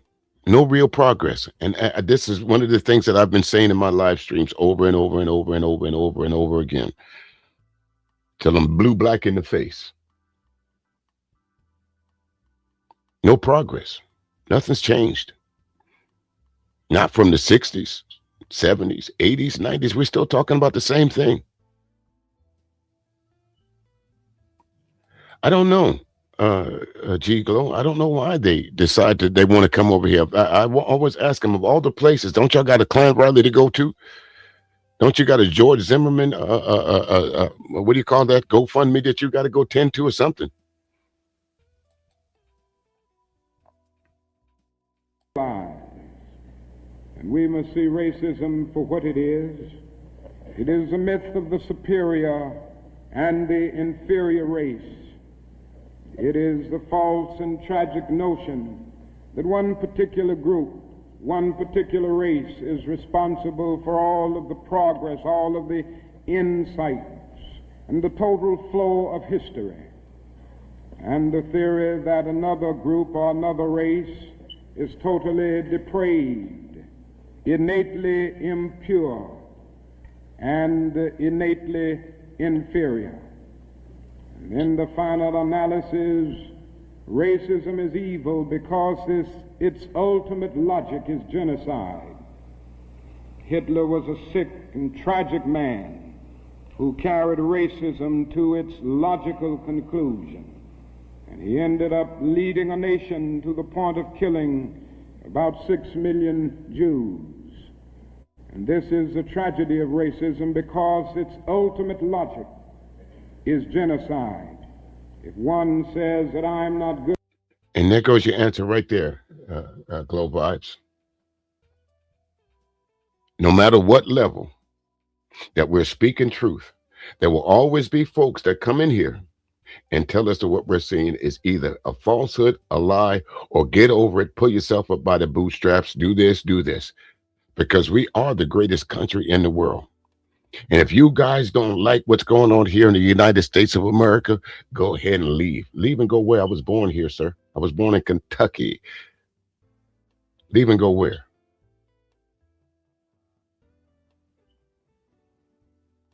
Leave and go where? And do what? Because I don't like the way this country that I was born in is treating me. I should leave it. Because you think the way you living is better for me. You choose where I live. You choose how much money I make. You choose who I like, who I love. You choose whether my woman could go and have a procedure or whatever. That's the country you want me to live under and not say anything about.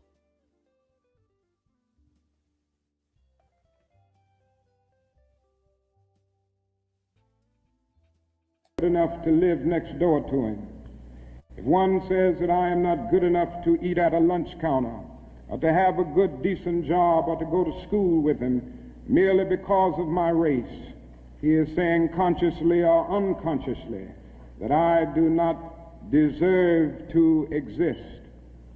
To use a philosophical analogy here, racism is not based on some empirical generalization. It is based rather on an ontological affirmation. It is not the assertion that certain people are behind culturally or otherwise because of environmental conditions. It is the affirmation that the very being of a people is inferior. And this is the great tragedy of it. And that is the great tragedy of it, because you will hear some black people like Anton Daniel saying there's no such thing as racism. You'll hear so many black folks say racism is dead.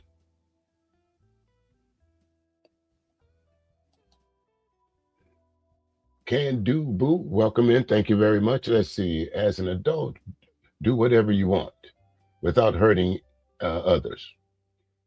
Then they target the kids, and it's a different story. That's child abuse. I agree with that statement. As a grown folks, you're entitled to your opinion, and you're entitled to the First Amendment and all these different amendments that they so glorify in the Constitution. But where does your rights end? I always say at the tip of your fingertip, as far as you can reach out, that's where your rights end at. And as soon as you reach over past that, you're invading somebody else's space. That's just my opinion.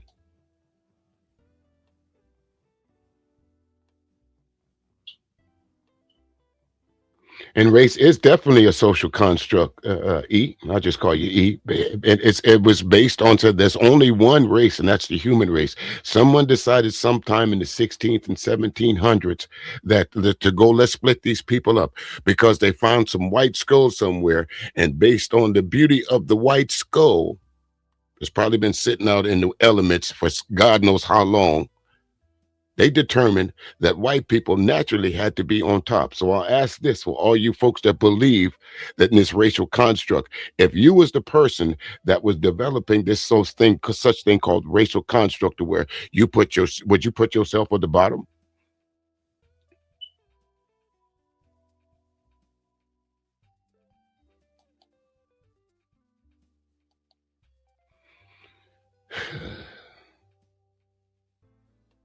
Here it is right there. Race is not a bad thing. Welcome, Tanya, 6722. Welcome in. Let's continue here. I'm not, what's his name? Option. I'm not even going to address that, sir. I say that however unpleasant it is, we must honestly see and admit that racism is still deeply rooted all over America. It's still deeply rooted in the North, and it's still deeply rooted in the South. And it sure is, because just on my last stream, folks, I pointed out there was a pastor. Well, maybe not my last stream, but the stream before that, there's a pastor supposed to call himself God-fearing, talking about you should go ahead and kill them little boys if they act up. That's the only way. Go out and kill out a few generations of them. Isn't that what they do to dogs? To calm the temperament of dogs? Isn't that what they do to animals? They breed them into what they want them to be.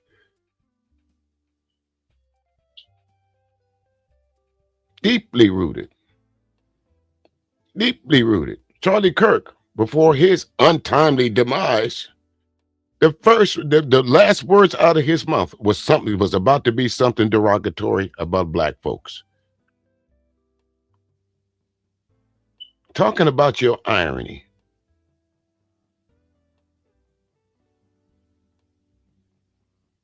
He was about to shit on black folks. Now, would we call that an omen?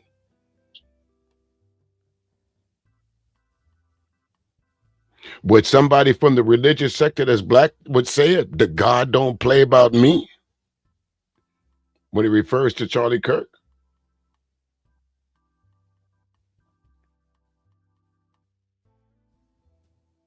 Now, this leads me to say something about another discussion that we hear a great deal, and that is the so-called white backlash.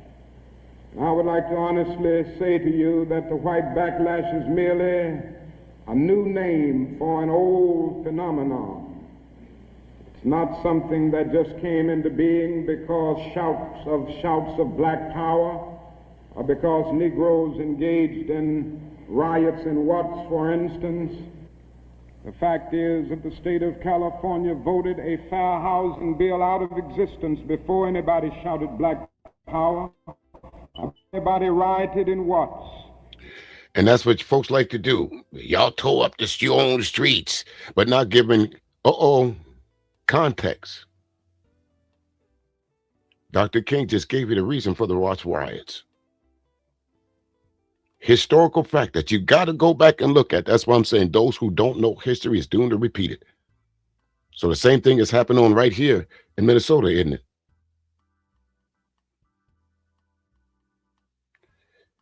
Here we go. Another one of these loose cannons coming in talking about lazy motherfuckers get a job. You had nothing else to do better, aliens? You had no spaceship to catch nowhere? What, you missed the premiere of the last Men in Black show, so you decided to come over here? Here comes the Men in Black. Are you doing an audition? Did you miss that turn? That audition is down the road there, sir. Go ahead. Go on somewhere else. Bye now. It may well be that shouts of black power and riots in Watts and the Harlems and the other areas are the consequences of the white backlash rather than the cause of them. what it is necessary to see is that there has never been a single solid, monistic, determined commitment on the part of the vast majority of white Americans, the whole question of civil rights and on the whole question of racial equality. This is something that truth impels all men of goodwill to admit. It is said on the Statue of Liberty that America is the home of exiles. But it doesn't take us long to realize that America has been the home of its white exiles from Europe. But it has not evinced the same kind of maternal care and concern for its black exiles from Africa. And it is no wonder that in one of his sorrow songs, a Negro could sing out, "Sometimes I feel like a motherless child." What great estrangement, what great sense of rejection caused the people to emerge with such a metaphor as they looked over their lives. What I'm trying to get across is that our nation has constantly taken a positive step forward on the question of racial justice and racial equality. But over and over again, at the same time, it made certain backward steps. And that's where we're at right now. Our country itself has made strides. Can't take that away from the United States of America. To say that the United States as a whole has not made strides to make this country equal for all, that American dream accessible for all, in some cases, yes. But in most cases, absolutely not, because look what's going on right now. You got to give it up to the abolitionists. You got to give it up to the folks who did not look like us, that came out and walked with us in these streets. You got to give it up to them people. You got to give it up to those folks that said, you know what, regardless of what you look like, I'm in this with you, because I believe that all men are created equal and they should be treated as such. But for every one of them, there's 10 of them giving pushback. And that's the problem. Now, Tanya 6722, she says, Malcolm X, can you please give me your thoughts about him? I have a different thought process about King than most people, I think. Okay, well, again, not everybody is going to agree with Dr. Martin Luther King. And I think that's the same way it goes with Malcolm X. Not everybody agreed with the tactics of Malcolm X during that time. But if I was living during that time,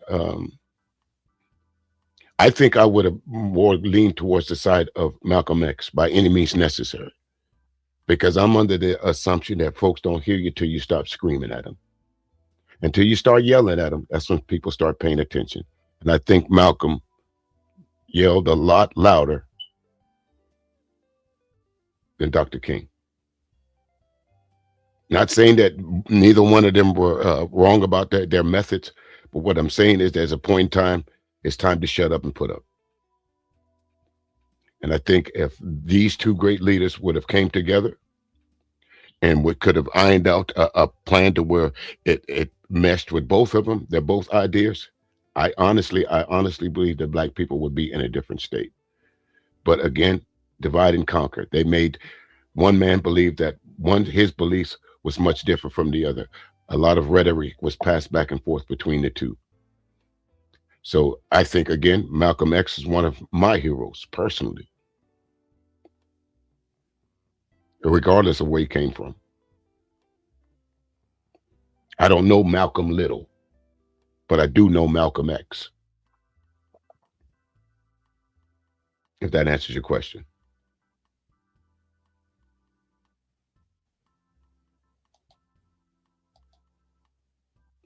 Your artistry, welcome in.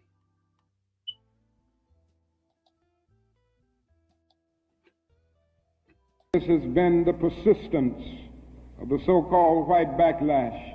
In 1863, The Negro was freed from the bondage of physical slavery, but at the same time the nation refused to give him land to make that freedom meaningful.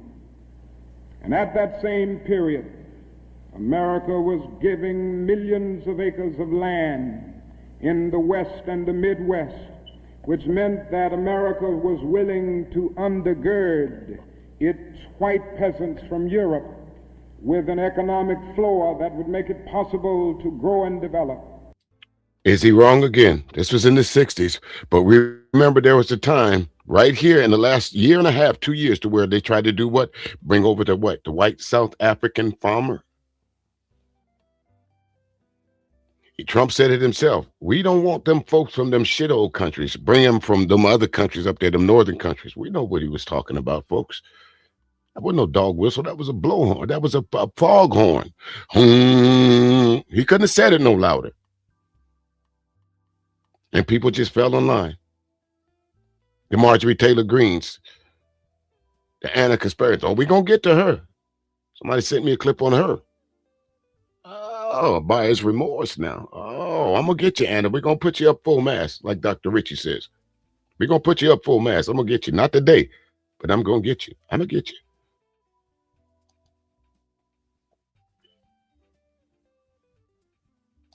And refused to give that economic floor to its black peasants, so to speak. And this is why Frederick Douglass could say that emancipation for the Negro was freedom to hunger, freedom to the winds and rains of heaven, freedom without roofs to cover their heads. He went on to say that it was freedom without bread to eat, freedom without land to cultivate. It was freedom and famine at the same time. But it does not stop there. In 1875, the nation passed a civil rights bill and refused to enforce it. In 1964, the nation passed a weaker civil rights bill. And even to this day, that bill has not been totally enforced in all of its dimensions. Used to give that economic floor to its black peasants, so to speak. And this is why Frederick Douglass could say that emancipation for the Negro was freedom to hunger, freedom to the winds and rains of heaven, freedom without roofs to cover their heads. He went on to say that it was freedom without bread to eat, freedom without land to cultivate. It was freedom and famine at the same time. But it does not stop there. In 1875, the nation passed a civil rights bill. 1875, for all of y'all that don't know, long before the Civil Rights Bill of 1964, 65, 67, 68, this nation itself passed a Civil Rights Bill, 1875. Do the math. Didn't live up to it then. 1965. Didn't live up to it then. These are not my words, folks. This is actual historical fact. You can go look up for yourself. But yet you come in here like this. Liberal. What's liberal about it? Guilty? Guilty of being right? Explain yourself. What do you mean liberal? You just come in with a drive-by one word? Let's expound on it a little bit. Just don't come in and say, are you calling me a liberal? Is that it? Don't just come in with a one-word drop. Explain yourself. Or you should just come in from the island of misfits and this is just a layover for you. What's up? And see, the thing about you trolls is I'm ready to confront you. I'm good with it.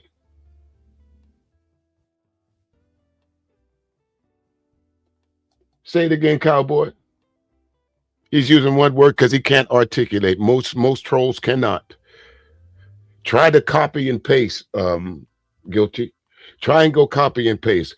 Go over to one of those sites that you used to hang out at. Go into one of them chats, copy and paste some negative comment, and bring it back over here. Can you do that? Will that help you out? Can you do that?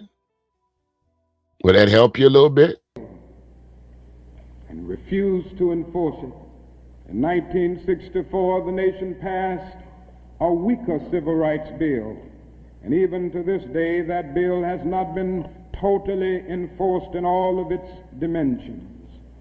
The nation heralded a new day of concern for the poor, for the poverty-stricken, for the disadvantaged, and brought into being a poverty bill.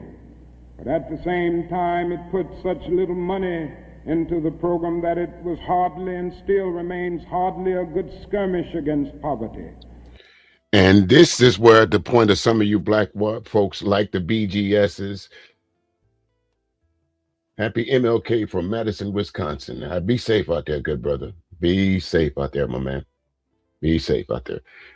But like the BGSs and the Angry Mans and the Obsidians of the black Anton Daniels of the black YouTube streets will say that the welfare system put the black man out the house.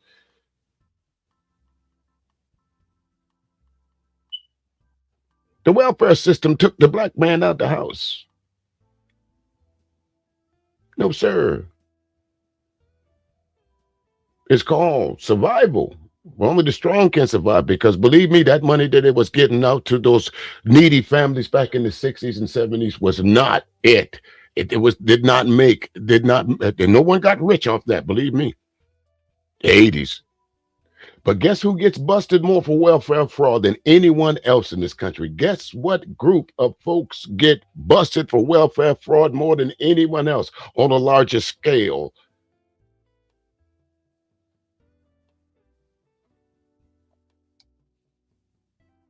Care to take a guess?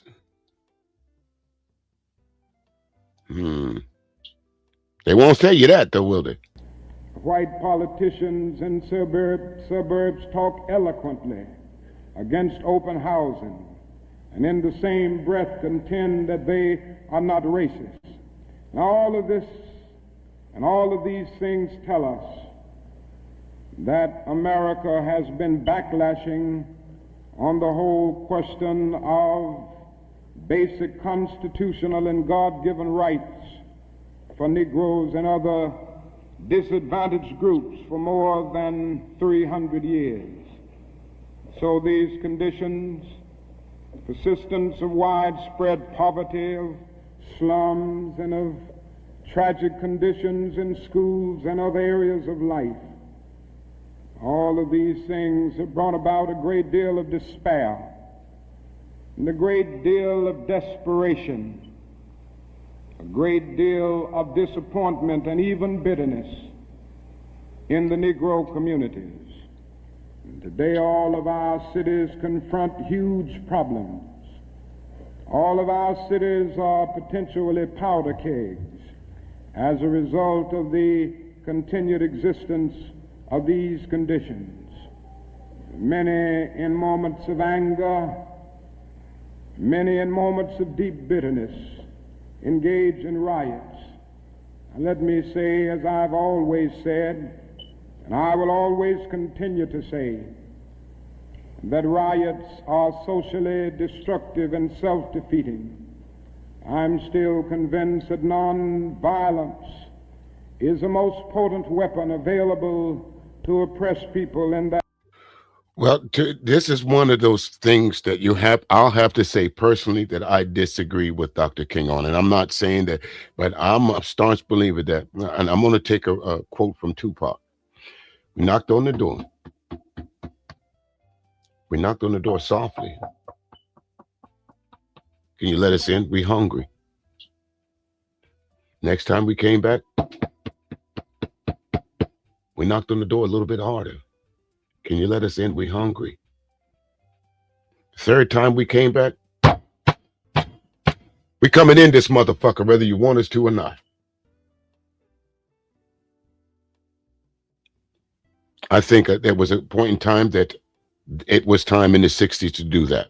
because that was the closest to me in the life that I know that the United States of America has ever come to grips with confronting racism head on. And for that, folks like Dr. King, Medgar Evers, those 4 girls that lost their life in that church, Malcolm X, scores of other black folks lost their life over.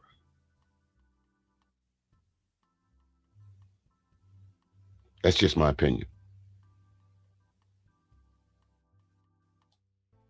For freedom and justice, I feel that violence will only create more social problems than they will solve.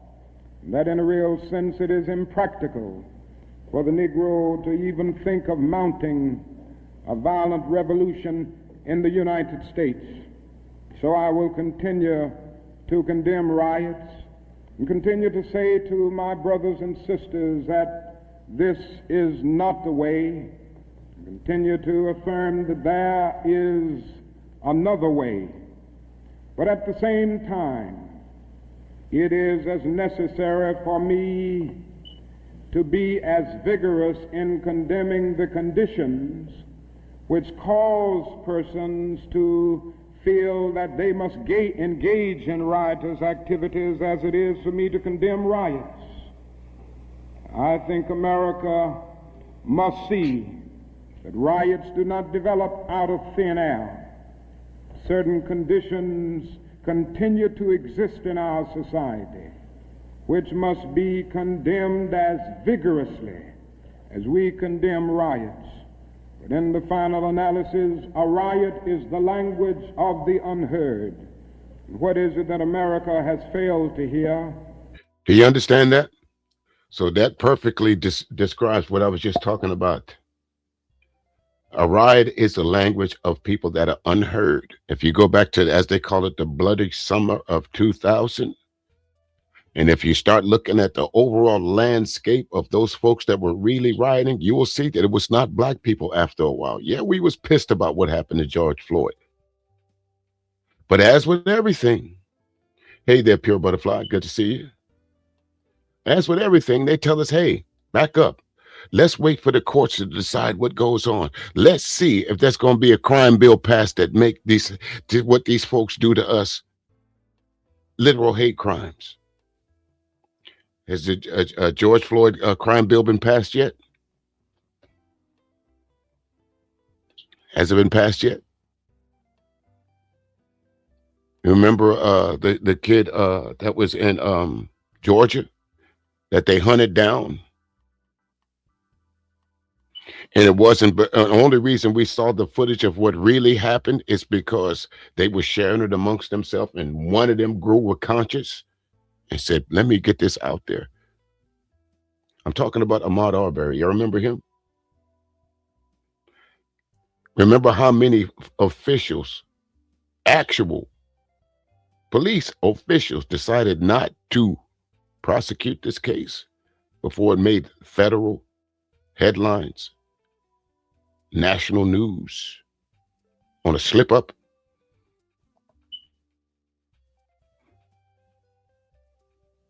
Remember that?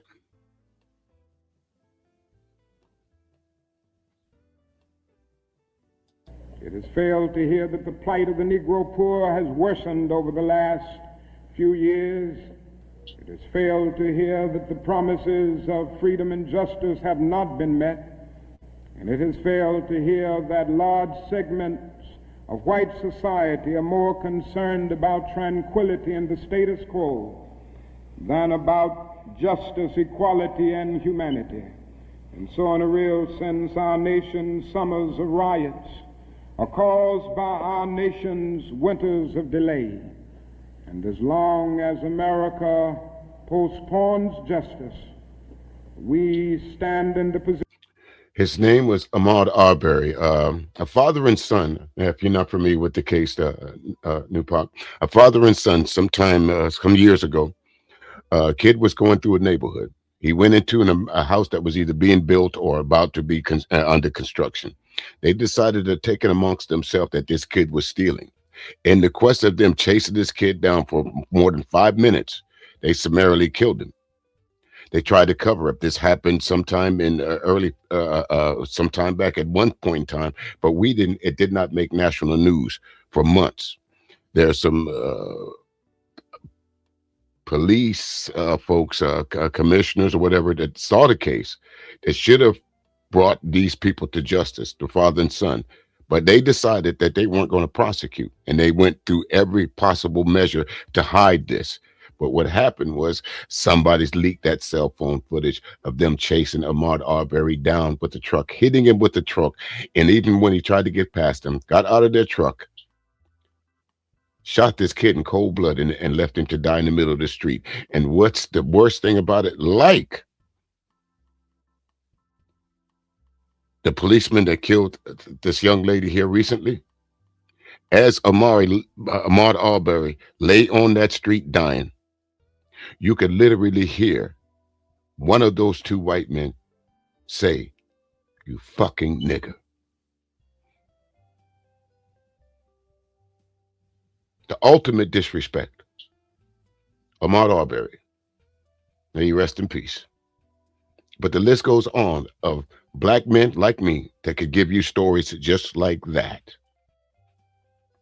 I have my own personal story. Carl Williams.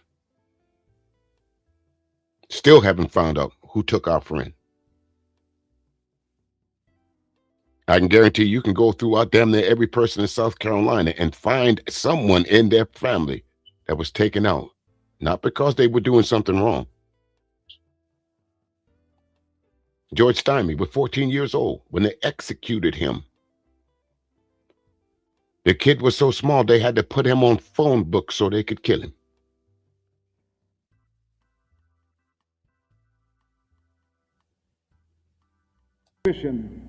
Of having these recurrences of violence and riots over and over again.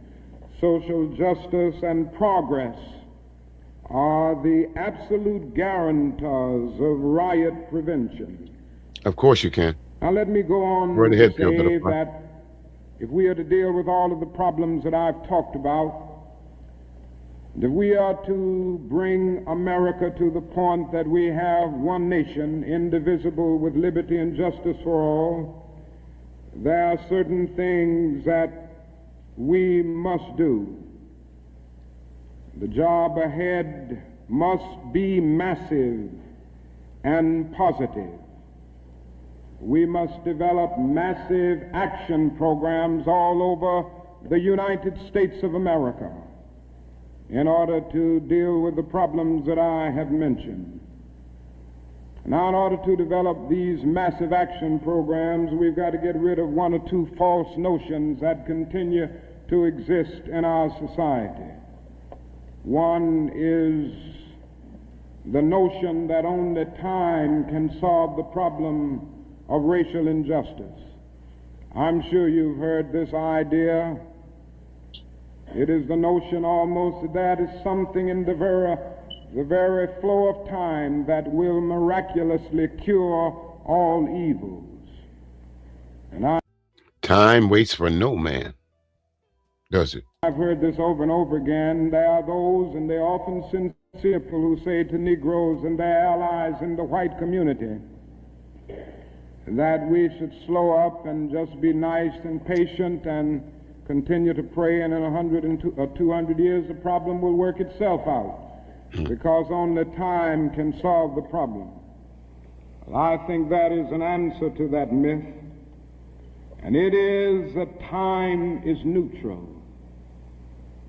It can be used either constructively or destructively.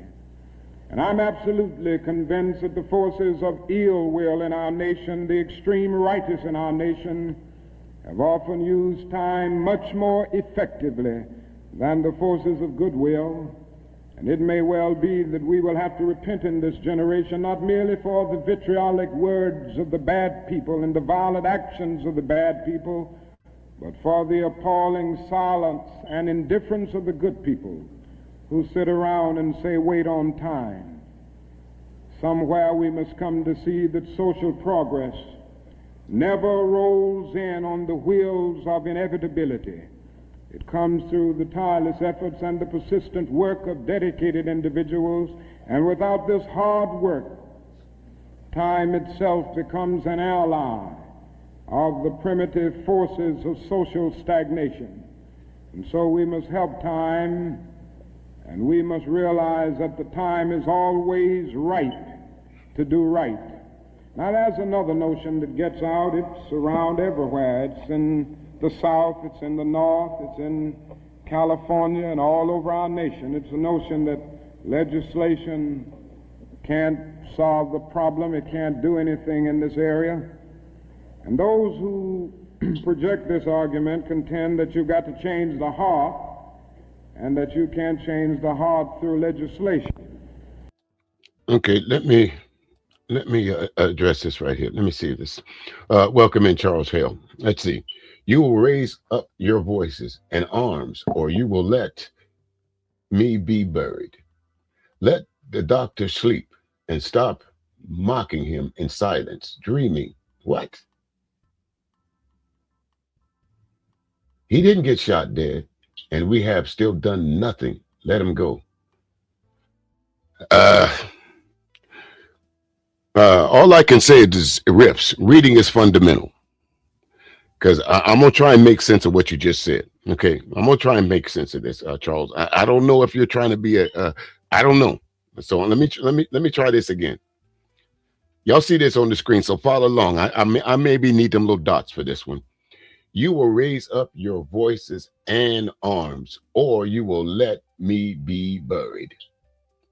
Let the doctor sleep and stop mocking him. Oh, excuse me, stop mocking him in silence, dreaming that he didn't get shot dead. I'm not dreaming about that, folks. What are you talking about? That doesn't make it.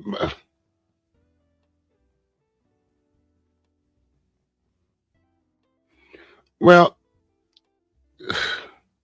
I don't know how to address this because there's so many ways to go with this, but I'm just gonna walk down the street. I don't give a fuck no more. All right, I'm just gonna walk down. I'm gonna stop trying to appease folks that's coming in here making comments. All right, because I'm starting to get a little bit riled up with y'all shit. Now I don't know if you're trying to be a troll. I don't know if you're trying to be a wise ass or whatever. But let me see. You will raise up your arms and voices. Or your voices and arms. Okay, I got that part. Yeah, we will do that. You'll let me be buried. Or wait a minute. Or you will let me be buried. I'm trying to figure that out. Let the doctor sleep and stop mocking him. Still don't get that part. How am I mocking the good doctor? By speaking of what he spoke on. How's that mocking him? And this is the part that get me. What you mean he didn't get shot dead? Fuck with you. I guess the Lorraine Motel didn't mean nothing to you, huh? I guess all that historical fact that we saw out there of Dr. King being laying out on that balcony, none of that happened, huh? Is that what you're trying to tell me? Is that what you're saying? Now, I'm going to go to your next comment to make sure. I hate this attitude, MLK lovers. Sit idle and he has gone. See, that's what I thought you were. I thought you were a troll. But what has John Wayne done for you lately? What has Donald Trump done for you lately, sir? What has Kristi Noem done for you lately? What has George Bush done for you lately? What did Benjamin Harrison do for you? What did Andrew Jackson do for you? Because y'all were quick to repeat them guys. So much so, what did Thomas Jefferson do for you? Y'all put these folks on money. Who in the hell left the gate open and let motherfuckers like you in?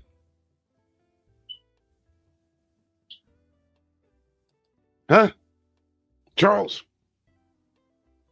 You had nothing else better to do. There was no crying rally today in opposition of Dr. King that you had to come over here. Did I show up in your algorithm for some reason or the other? Because I didn't tag you.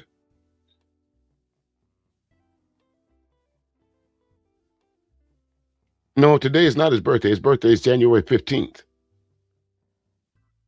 This is the day we celebrate his birthday.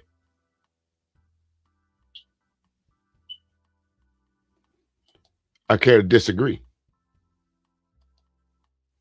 Maybe you haven't moved a single stone.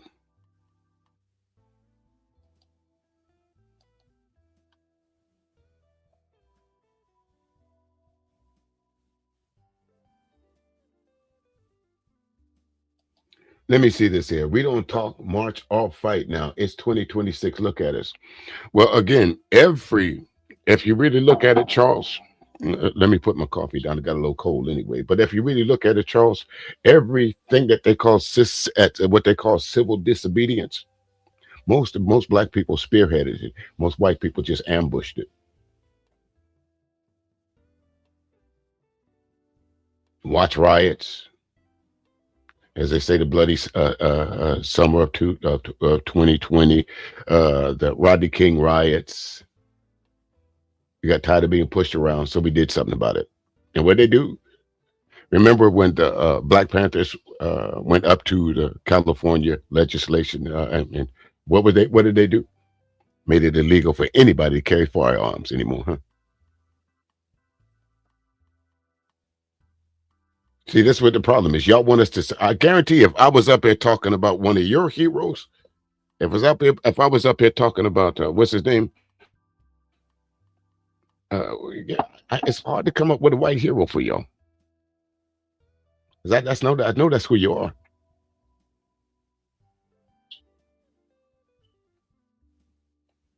Mr. DJ Music is a what?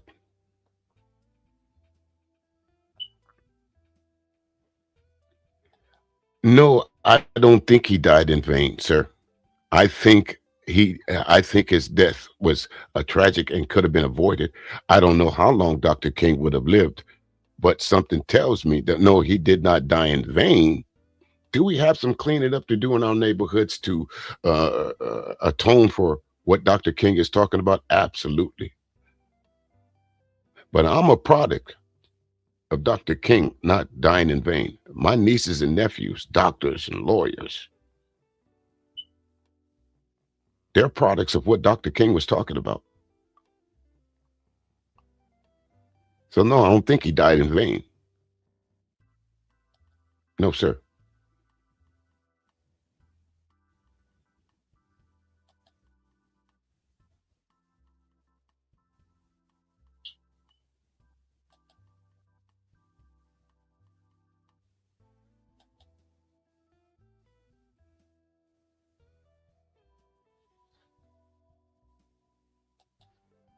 Who is they? You pretended they didn't strike against us. He was slain. I agree with you. He was killed for his beliefs. I agree with you, Charles. You won't get an argument from me on that one. He wasn't killed because he was robbing the local liquor store. He wasn't killed because, like y'all say about George Floyd, he was hyped up on fentanyl.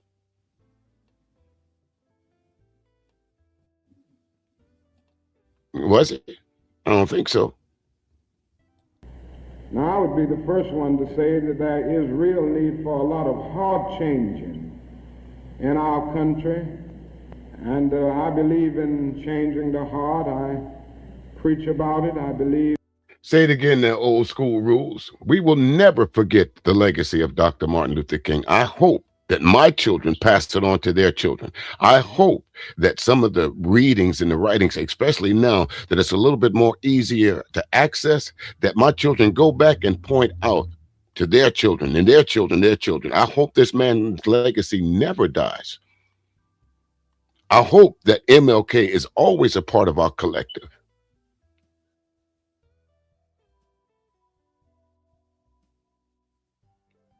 They want us to forget. That's why they try to go through. That's why Donald Trump is trying to go through right now and erase everything great about black folks, because they want us to forget.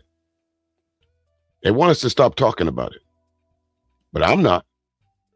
And I'm sure a lot of us are not either.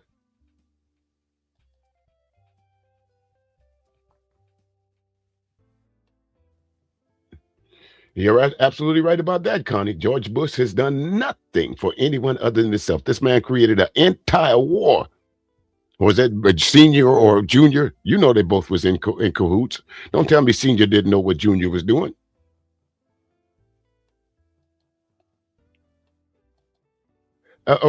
Again, Charles, that's why I said I wasn't sure what side of the street that you was on. And when you come in with comments like that, I got to treat you as hostile until you prove me otherwise. When you agree?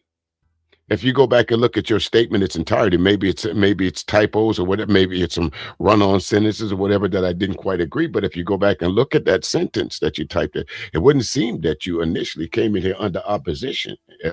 I mean, it didn't come in here as a pro Dr. King. You seem like you came in here under opposition. That's all I'm saying. Ain't that right, ABT? Are you looking at the same thing I'm looking at?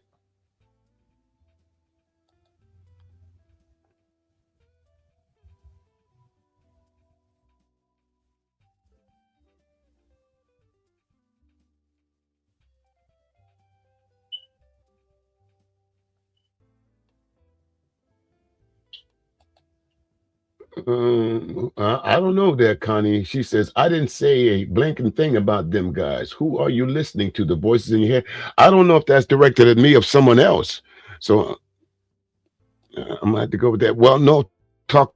You got to give the people up. You got to give the people to use their time, my man.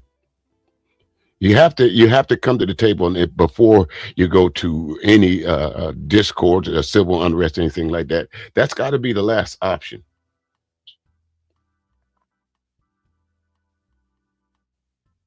Or it may be from the. I know that the screens are sometimes split. They're pure butterflies, so some of the comments I might be not being able to see because I'm on StreamYard and I shut down just to where I could just see one screen. So if I am missing some comments, folks, my apologies for that.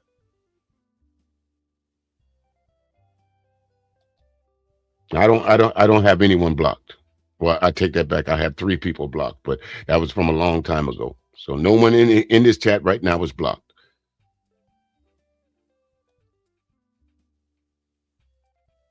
Even the need for conversion in many instances and regeneration, to use theological terms.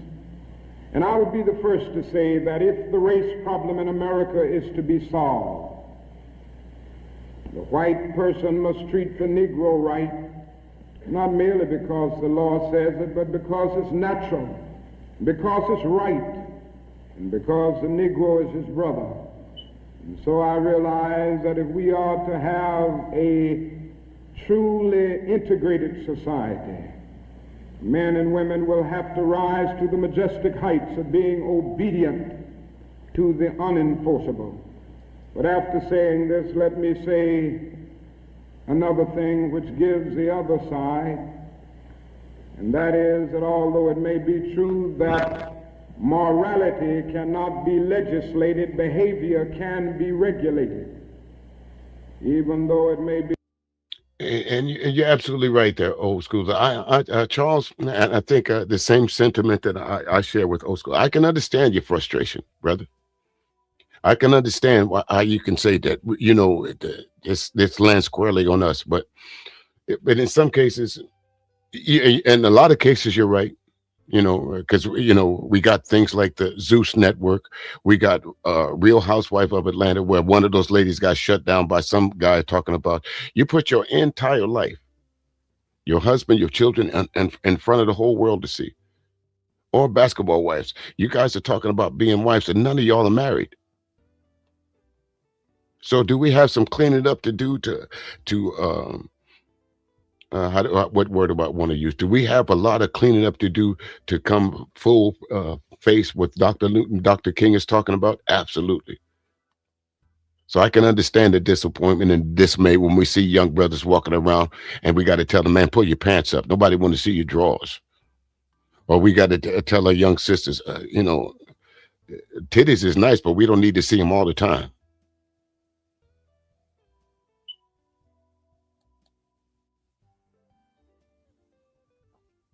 It's true that the law cannot change the heart. it can restrain the heartless, even though it may be true that the law cannot make a man love me, it can restrain him from lynching me, and I think that's pretty important also. And so while the law may not change the hearts of men, it can and it does change the habits of men. And when you begin to change the habits of men, pretty soon the attitudes will be changed, pretty soon the hearts will be changed. Now, I'm convinced that we still need strong civil rights legislation. And there's a bill before Congress right now to have a national federal open housing bill, a federal law declaring discrimination in housing unconstitutional, and also a bill to make the administration of justice real all over our country. Now, nobody can doubt the need for this. Nobody can doubt the need if he thinks about the fact that since 1963, some 58 Negroes and white civil rights workers have been brutally murdered in the state of Mississippi alone. And not a single person has been convicted for these dastardly crimes. There have been some indictments, but no one has been convicted. And so there is a need for the whole question of the administration of justice. There is a need for fair housing laws all over our country. There's a need for all of those. Again, this is the 1960s, and we're still talking about this Fair Housing Act. Now, speaking of that, remember back in 1973, 72, 73, what was this president of the United States right now? What was he convicted of, folks? Well, not convicted of, but what did they find? What did he lose?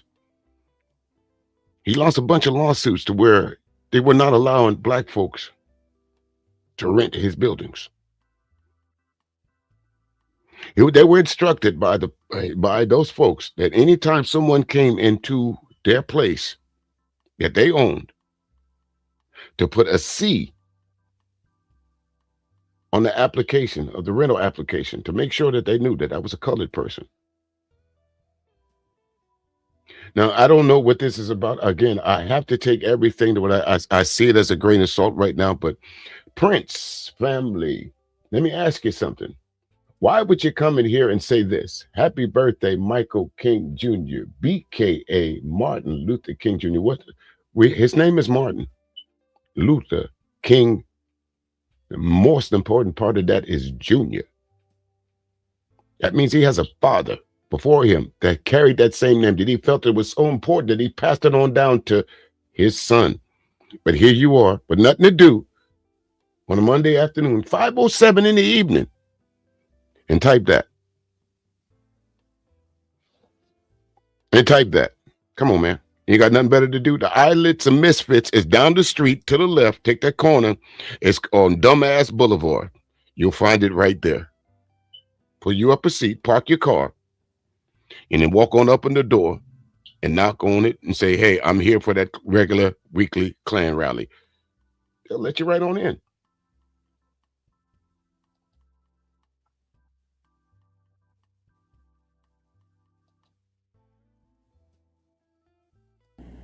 And it is tragic indeed that Congress last year allowed this bill to die. And that bill died in Congress. A bit of democracy died, a bit of our commitment to justice died. And if it happens again in this session of Congress, a greater degree of our commitment to democratic principles will die. And I can see no more dangerous trend in our country than the constant developing of predominantly Negro central cities ringed by white suburbs. This is only inviting social disaster. And the only way this problem will be solved is by the nation taking a strong stand and by state governments taking a strong stand against housing segregation and against discrimination in all of these areas. Now, there's another thing that I'd like to mention as I talk about the Massive Action Program in time. No, absolutely, New Park. None of our leaders are perfect. No man walking this earth, no woman walking this earth is perfect. We all have something to atone for, good, bad, or indifferent. We all have something in our life that we might have regret doing, we might have regret saying, or but none of us is perfect. Not even the ones that we hold to a high esteem. I'm just saying, nobody's perfect. Not permit me to go into specific programmatic action to any great degree. But it must be realized now that the Negro cannot solve the problems by himself. And there again, there are those who always say to Negroes, why don't you do something for yourself? Why don't you lift yourselves by your own bootstraps? And we hear this over and over again. Now, certainly, there are many things that we must do for ourselves and that only we can do for ourselves. Certainly, we must develop within a sense of dignity and self-respect that nobody else can give us, a sense of manhood, a sense of personhood, a sense of not being ashamed of our heritage, not being ashamed of our color. It was wrong and tragic that the Negro ever allowed himself to be ashamed of the fact that he was black, or ashamed of the fact that his home, ancestral home, was Africa. And so there's a great deal that the Negro can do to develop self-respect. There's a great deal that the black man today can do to develop self-respect, dignity. One of those things that you can do is get the fuck off the internet talking about the ills of other black folks that you ain't got nothing else to do. 8, 9, 10-hour streams talking about how fucked up black women are. 8, 9, 10-hour streams talking about catch a flight. 8, 9, 10-hour streams talking about if you don't say something against black folks, then you don't have a channel. 8, 9, 10-hour streams of hit that link, hit that Cash App, support the stream.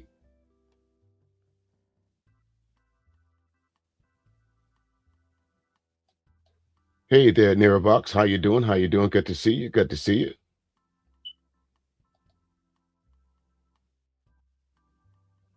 I did this Pure Butterfly, and I'll say this for sure. I watched all weekend. Someone asked me this the other day.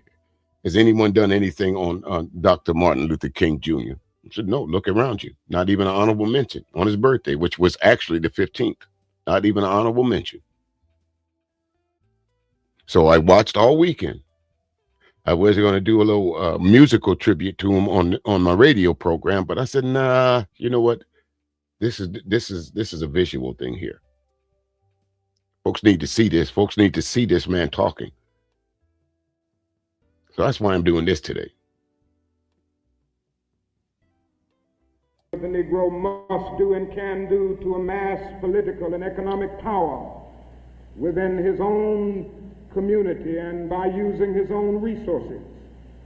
And so we must do certain things for ourselves, but this must not negate the fact and cause the nation to overlook the fact that the Negro cannot solve the problem himself.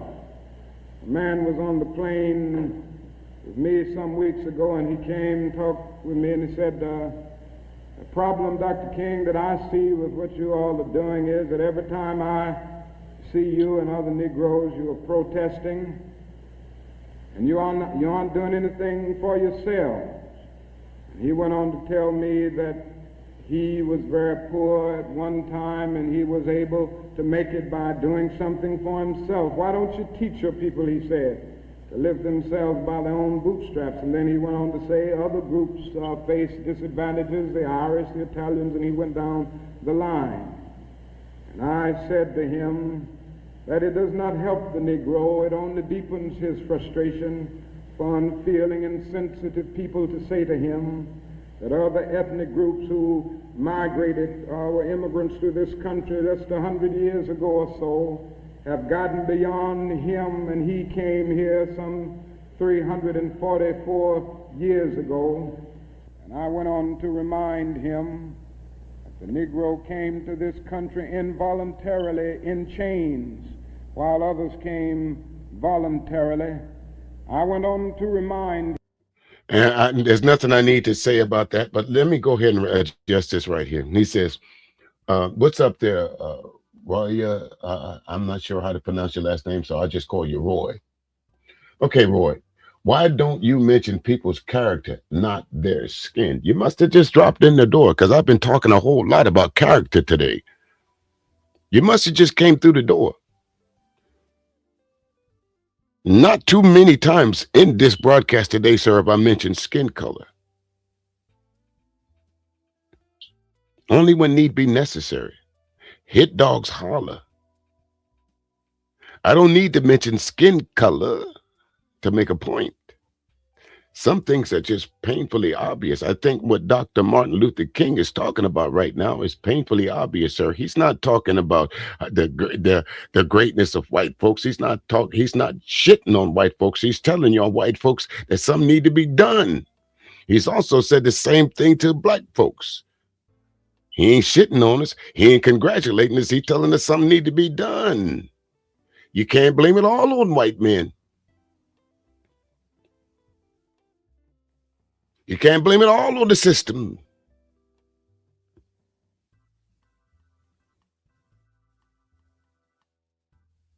Somebody gonna say, well, they forced us. No one forced you to sell drugs, sir. There's such thing called lawnmower, rake, shovels, all kind of shit. You could have went out and found another way of doing living somewhere else, but that we know the drug trade is more lucrative.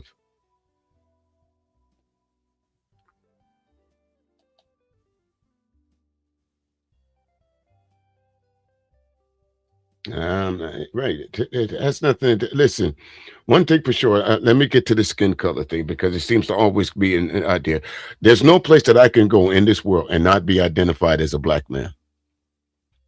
There's absolutely no place in this world that I can go and I will not be identified as a black man. Chances are they'll identify me as a black American quicker.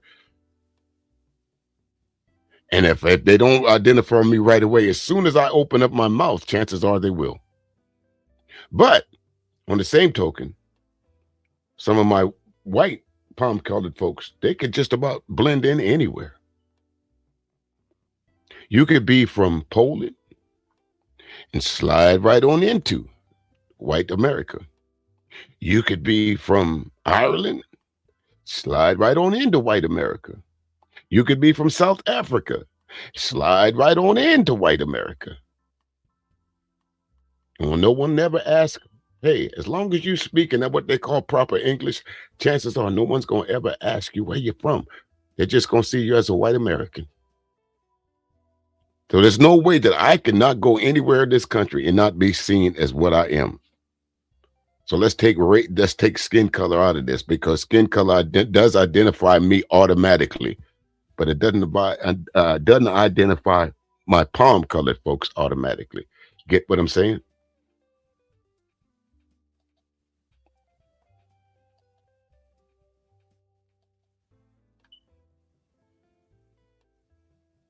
Him that no other racial group has been a slave on American soil.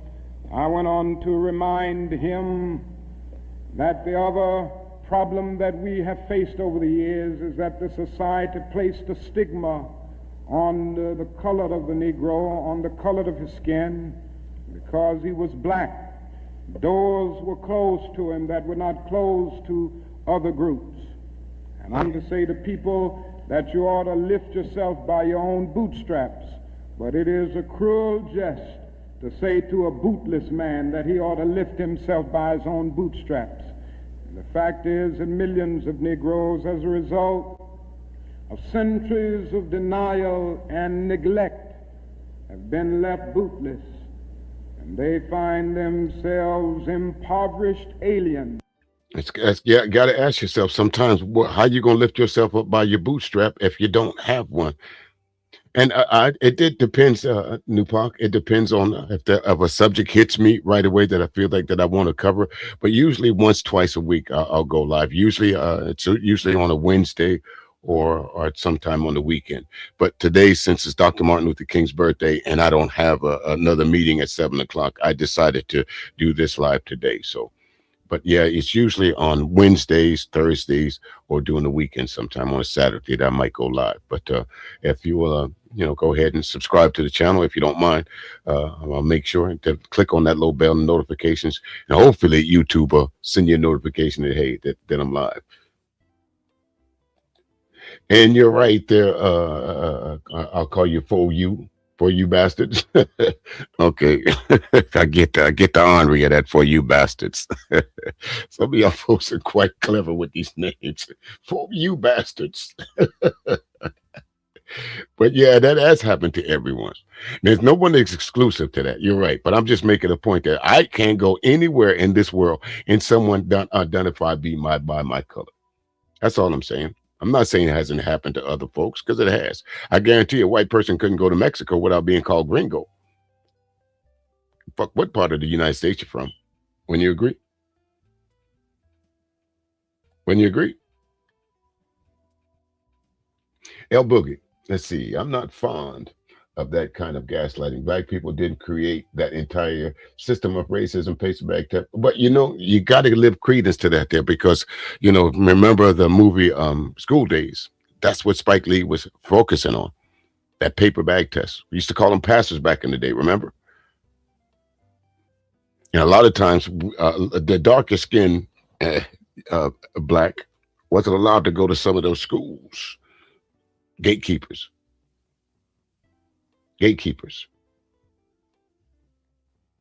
The paper bag test. You know what I'm saying? So yeah, we got a lot to. I won't say I won't call it the racism factor, but we have a lot to do with that, as they call it. What word am I looking for? That it's not racism, but that preconceived notion that someone is better than you just because of where they came from. You know what I mean? In this affluent society, and that is a great deal that the society can and must do if the Negro is to gain the economic security that he needs.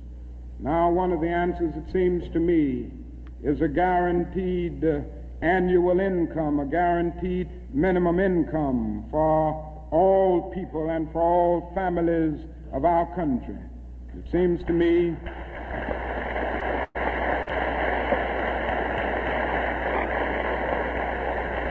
okay, let me go ahead and address this right here. You bastard says, we've elected black senators, congressmen, and presidents.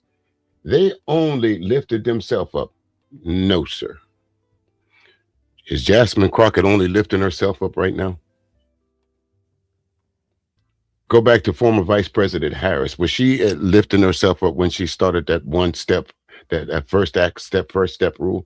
That even though folks were sent to prison, she wanted them to find a pathway back into it. The list goes on of great folks. We ain't talking about Byron Donalds. Okay, we're not talking about the guy from South Carolina, Tim Scott. Because again, we do have some folks that get black folks, black men, black women, like Tiffany Henyard. Now, if you wanted to point her out and use that as an example of this, you're right. You're absolutely right.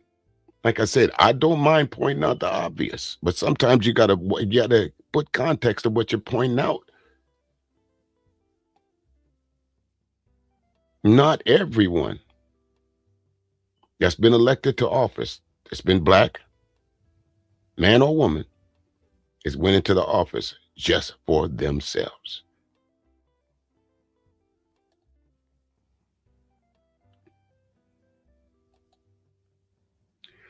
I'm not sure. Mark D.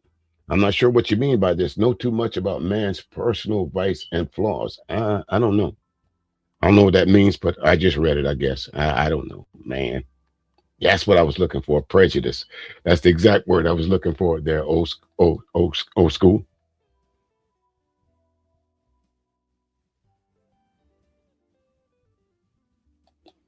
Absolutely right.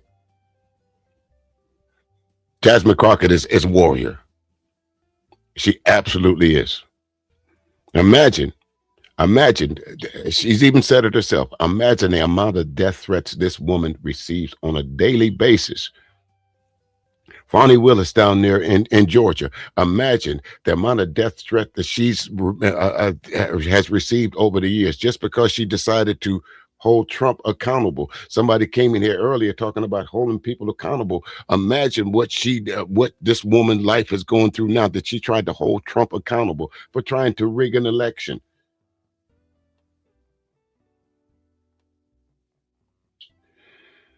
Okay. Quinn, by God, I guess you just didn't have nothing else to say. Didn't have nothing else to say. That's why you came in here with that. See, I don't mind you guys trolling, but at least come with some shit that's funny. I don't think Coretta Scott King at any time thought Martin Luther King Jr. was a gay man. Chances are, if he was a gay man, Quinn, we probably wouldn't be talking about Dr. Martin Luther King right now. He wouldn't have children. You guys come in here with some of the most idiotic. Your fingers should be snapped when you come in here with shit like that.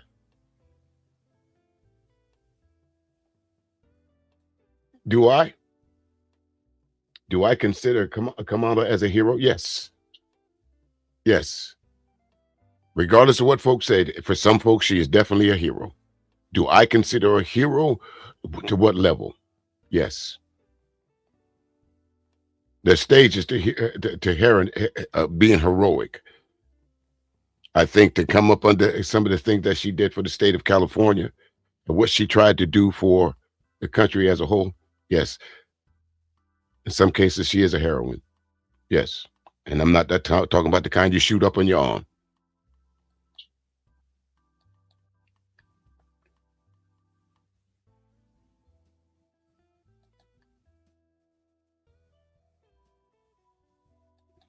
Quite fond of her, to be quite honest with you. Again, with anything, Nupac, I don't agree with all of her policies. I don't agree with some of the things she said, but that's the beauty of politics. You can support someone, but not have to agree with everything about them.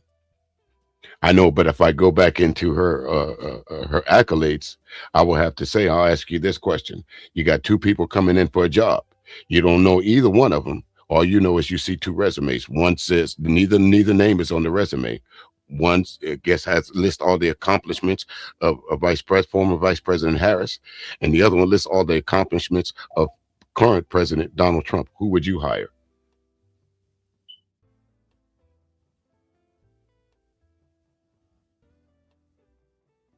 Who would you hire?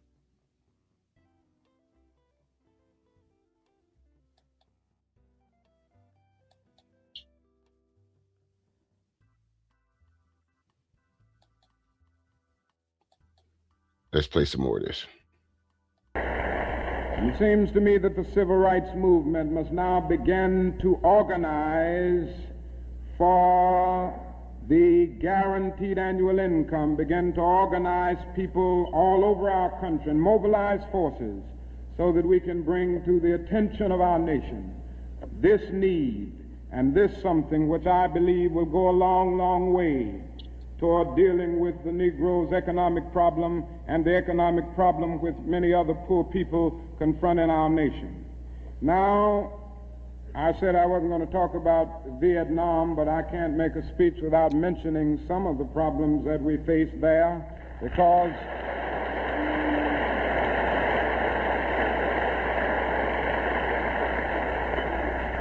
I think this war has diverted attention from civil rights. It has strengthened the forces of reaction in our country and has brought to the forefront the military-industrial complex. Isn't that what's going on right now? Isn't that what's going on right now? Forget the civil rights of people. We just gonna send ICE in and groups can snatch you up off the street. No due process, no nothing. We're just going to start going over to other countries, invading them with impunity, blowing up boats in the water that we know they could not reach here. And why is all this? Why is all these distractions happening, folks? We don't have a Vietnam, but we do have the Epstein files, don't we?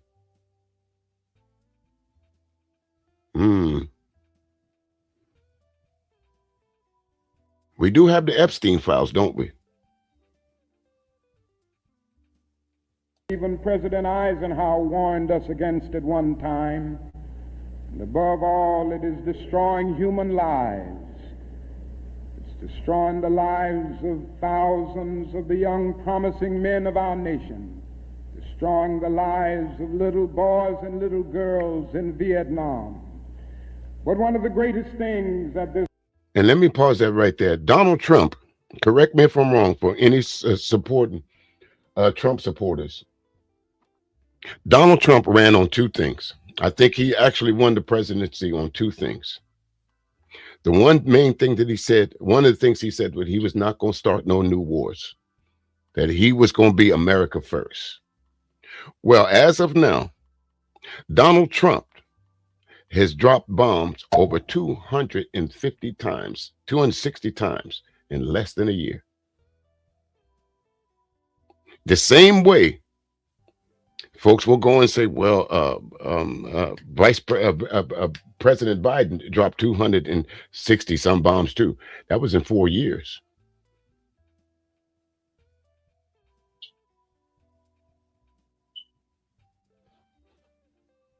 That was in 4 years. But also, he didn't run on the campaign of, I'm going to be the anti-war president like Trump did. He didn't go on run on the I'm make America first. Remember all of that? No new wars.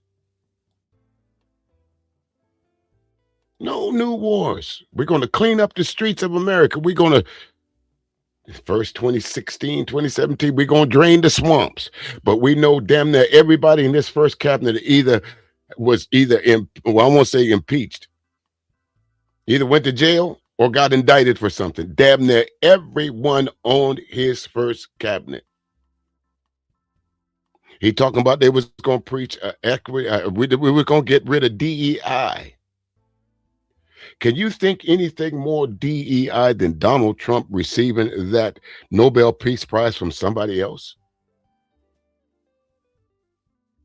Can you think of anything more DEI than that?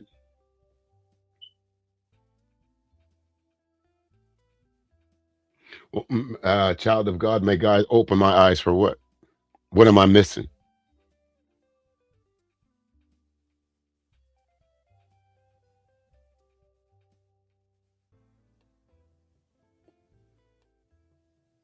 And what do you mean, Charles? We sure don't care about them files. I don't know if that's a positive or negative. Yeah, we do care about them. And anyone that had children around that time, because again, it's funny how everybody was in an uproar about locking Bill Cosby up. How Bill Cosby's trial, how Michael Jackson's trial, how all these other Russell Simmons and all these other trials that they made those same kind of accusations. Y'all wanted to roast and run these folks over the coals.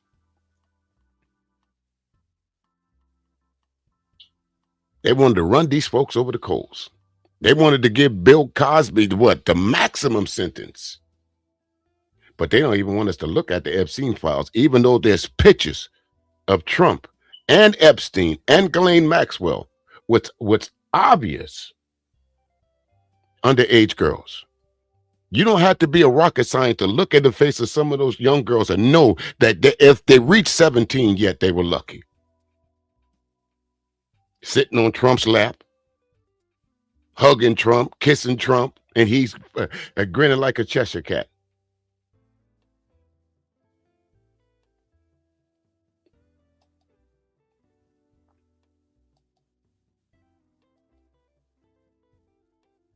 War is doing to us in civil rights is that it is allowing the great society to be shot down on the battlefields of Vietnam every day. And I submit this afternoon that we can end poverty in the United States. Our nation has the resources to do it. The national gross product of America will rise to the astounding figure of some $7 this year. We have the resources. Again, this is 1960s that Dr. King is speaking here. So let's talk about the military complex right now. Let's talk about this war machine right now. The military budget is enough to give everybody in this country some money. White, black, whatever nationality you are. The military budget itself has enough money in it to give everybody some money and still have a little left over. Not a little, a whole lot left over. We're talking about trillions and trillions of dollars that's dedicated to the military. Why? Because you know the only way that America is ever going to stay on top is to keep that military strong. That's our stronghold on the rest of the world, our military might. Whether you want to believe it or not, go look for yourself. Go look at the military budget versus the budget for the rest. Schools, housing, medicine. They're cutting that. Project 2025, there's a website that's dedicated to showing you how much of Project 2025 has been implemented already in less than a year. In less than a year. But folks like myself and Char Willie and ABT, we was up here talking about Project 2025, Pure Butterfly. We was up here talking about Project 2025. Information Man was talking about Project 2025. All of us that was talking about Project 20, Super Slide 25, 75 was talking about all these different content creators talking about Project 2025. You know what y'all was saying? It's a hoax. It can't happen. It won't happen. There's no way they'll be able to implement it. Go to that website. It's about 50% implemented already. Down to the letter. Anna Kasparian, I'm going to get you. Marjorie Taylor Greene, I'm going to get you. Because now y'all want to run in the woods and act like, there's no way we could have seen this coming. Yes, you did. Joe Rogan, I'm going to get you. Because the only reason y'all came out of the woodwork to go against Trump is because of these Epstein files. Y'all thought there was going to be some hard-hitting Democrats in those Epstein files. Release the hounds. Kash Patel. All these folks that's in the cabinet right now talking about we should have released these Epstein files. Now are saying, well, why didn't the Biden administration release them? You'll have to ask them. Biden ain't in office no more.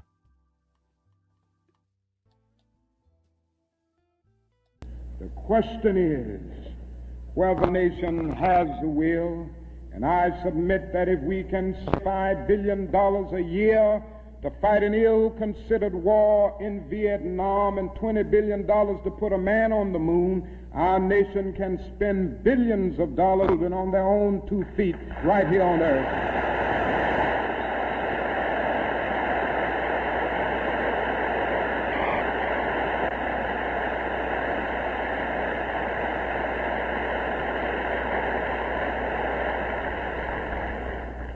Let me say another thing that's more in the realm of the spirit, I guess.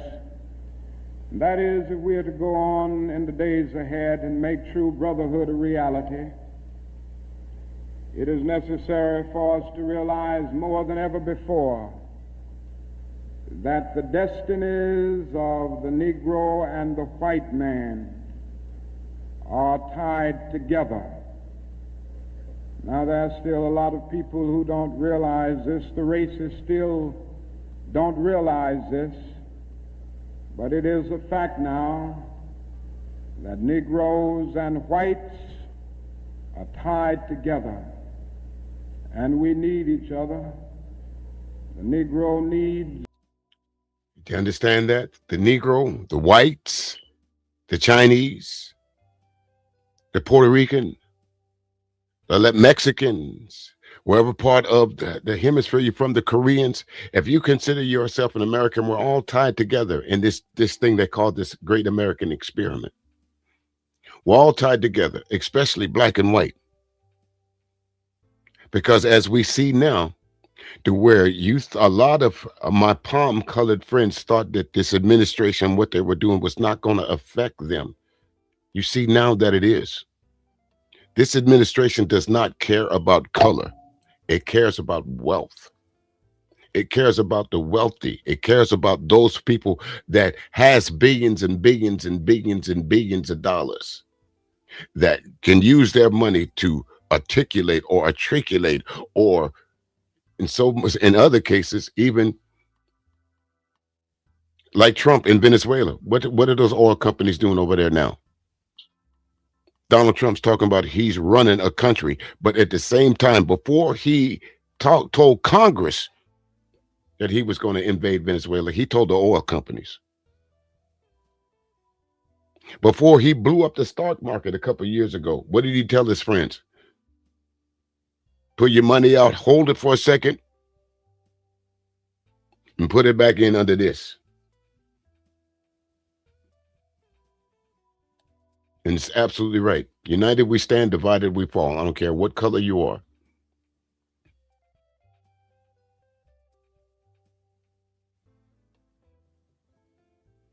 The white man, to save him from his fear, the white man needs the Negro to save him from his guilt. We are tied together in so many ways: our language, our music, our cultural patterns, our material prosperity, and even our food are an amalgam of black and white. And so there can be no separate black path to power and fulfillment that does not intersect white roots.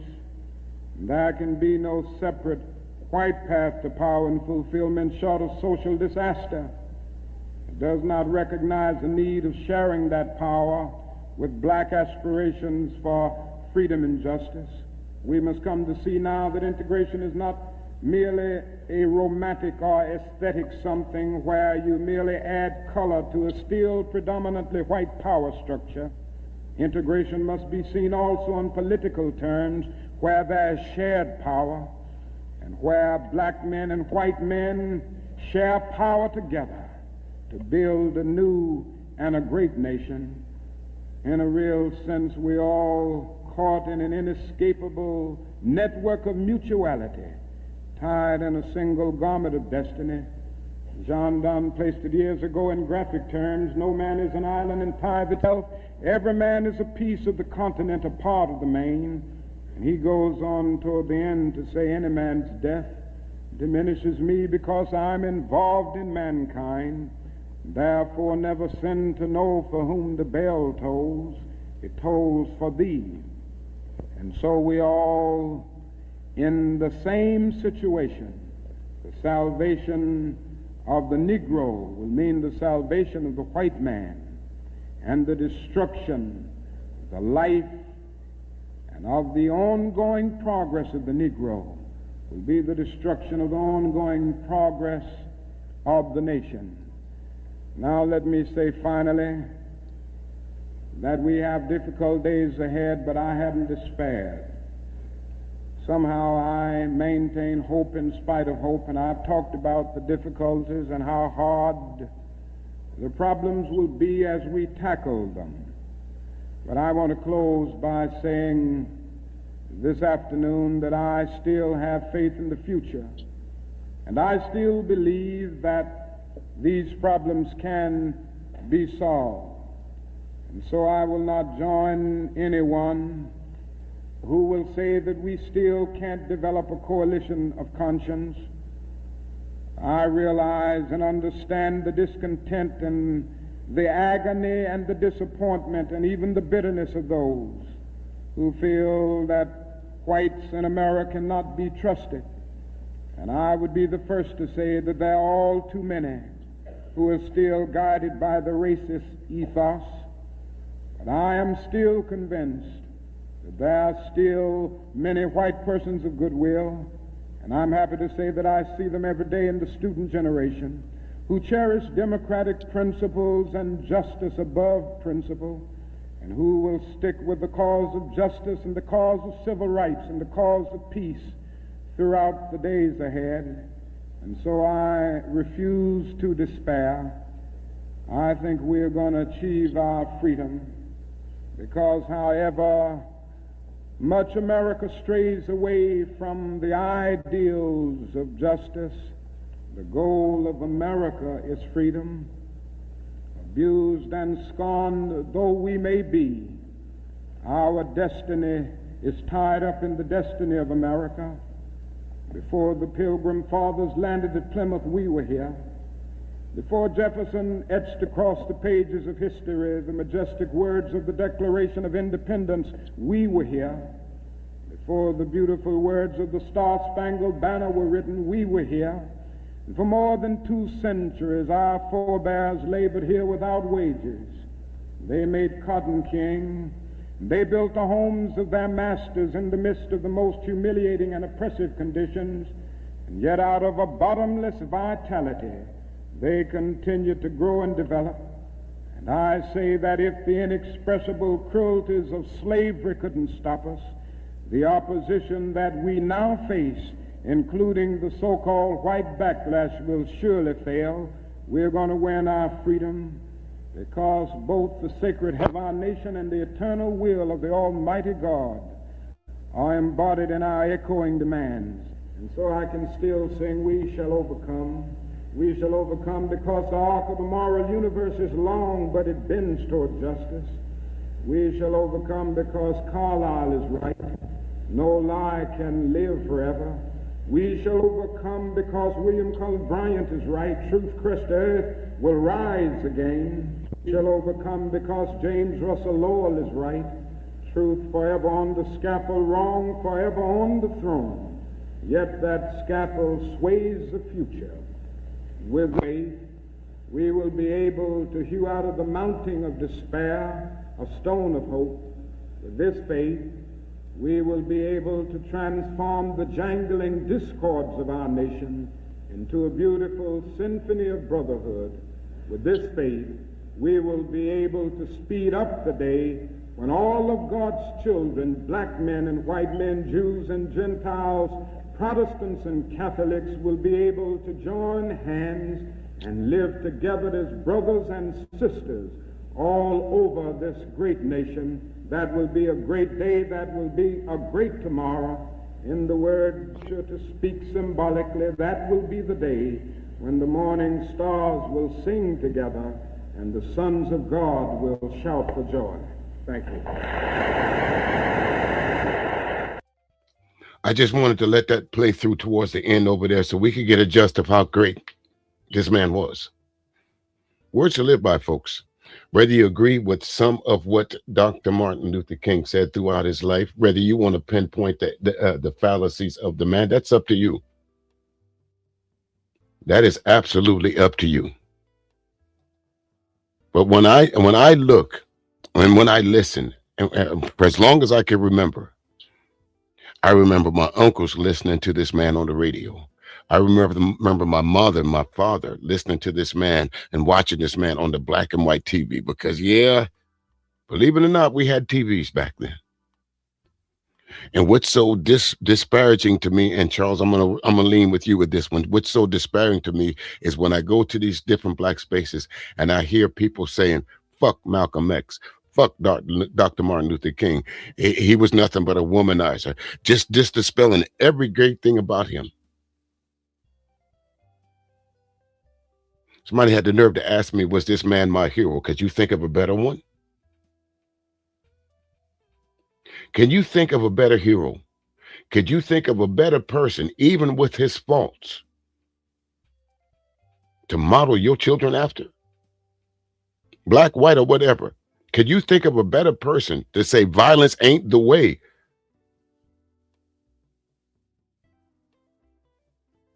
Can you think of a better way to teach your children, regardless the color of that person's skin, you are to treat them with respect and dignity? Because one day our paths will cross.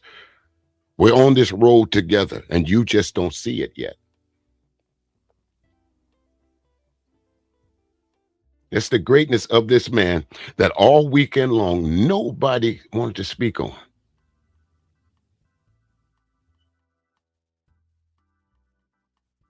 I'd rather talk about Anton Daniels and Corey Holcomb and the hell that they brought to the YouTube streets.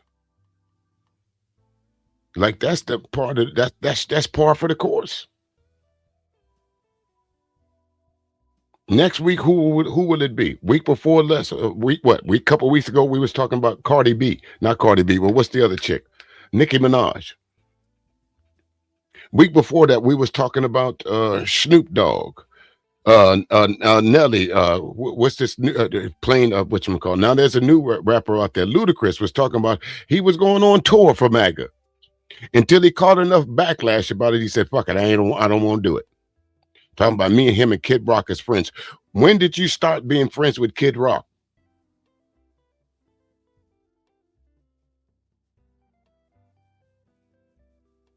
Candace Owens got her start by suing, getting the NAACP to sue some folks for racial discrimination. What did she do? As soon as she got the money, she gave black folks their ass to kiss. Stephen A. Smith, look what he does. Jason Whitlock, look what he does. You got this guy that sits alongside of Abby Phillips every day, spouting racist rhetoric every fucking day on CNN. Young Turks called themselves progressive. Y'all have y'all heard some of the shit that Cenk Uygur said? Have y'all heard some of the shit that this other chick has said? You won't find that. I got to shout out the Midas Touch. I got to shout out Brian Taylor Cohen. I got to shout out Adam Mockler. What do those three men have in common? They're white. But I watch them and I listen to them and I learn from them. But some folks in the white community act like it's virtually impossible for y'all to learn from us. You're ready to dismiss this great man's work. You're ready to reduce his work down to a catchphrase. Happy MLK Day. What you gonna do today? Ain't you got some time off? Ann Coulter, I'll say this about her new pop. Even the sun shines on a dog ass. They hold it up high enough. A broken clock is right twice a day.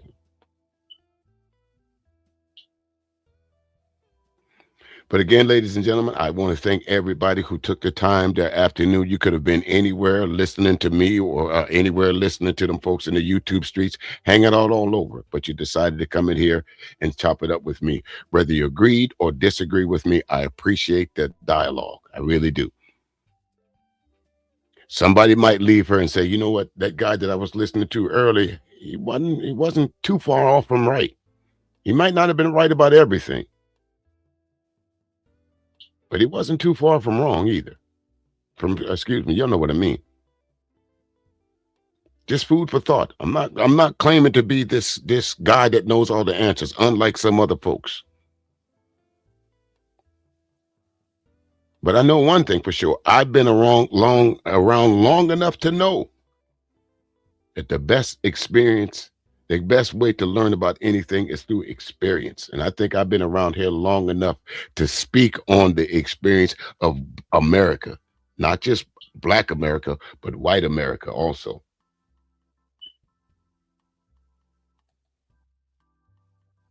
Am I perfect? Pure butterfly? Absolutely not. But one thing I can say is that I'm willing to listen to everybody, whether I agree with you or not. I'm not going to resort to violence. First off, I'm going to hear you out. But it's usually the other way around. When folks don't like what you're saying, they invite you to catch a flight. They point a gun at you on a live stream. They talk about your mama. They talk about your sister. If you're a Black woman, they get talk up under your skirts. They come in here with the N-word with impunity. Did any of that faze me today? Notice, The trolls have left. Trolls are gone. They thought they ran into Jay Prince for president. They thought they ran into CT. What's his name? Chaotic Truth. Yeah, you right. No, sir. But anyway, folks, let me play this just one more time before I get out of here. On bootstraps. And now when we come to Washington in this campaign, we're coming to get our check. We're coming to get our check.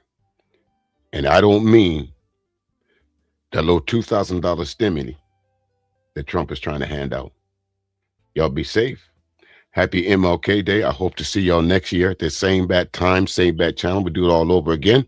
If you're interested in, folks, I have a radio station that I play homage to all the greats of music from the 60s, 70s, 80s, 90s. It's called Classic R&B Jams. And the description is down there now. I have a listening lounge that you folks can come into and listen to there, or several other places where you can just click on and enjoy the music. Okay. I'm not new to this. I'm true to this. Look, all you motherfuckers been snitching for him and shit. Now you standing up in here and goddamn it talking about preacher. Fuck that nigga.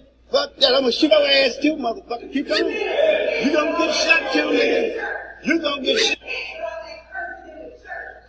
God bless the fool, goddammit.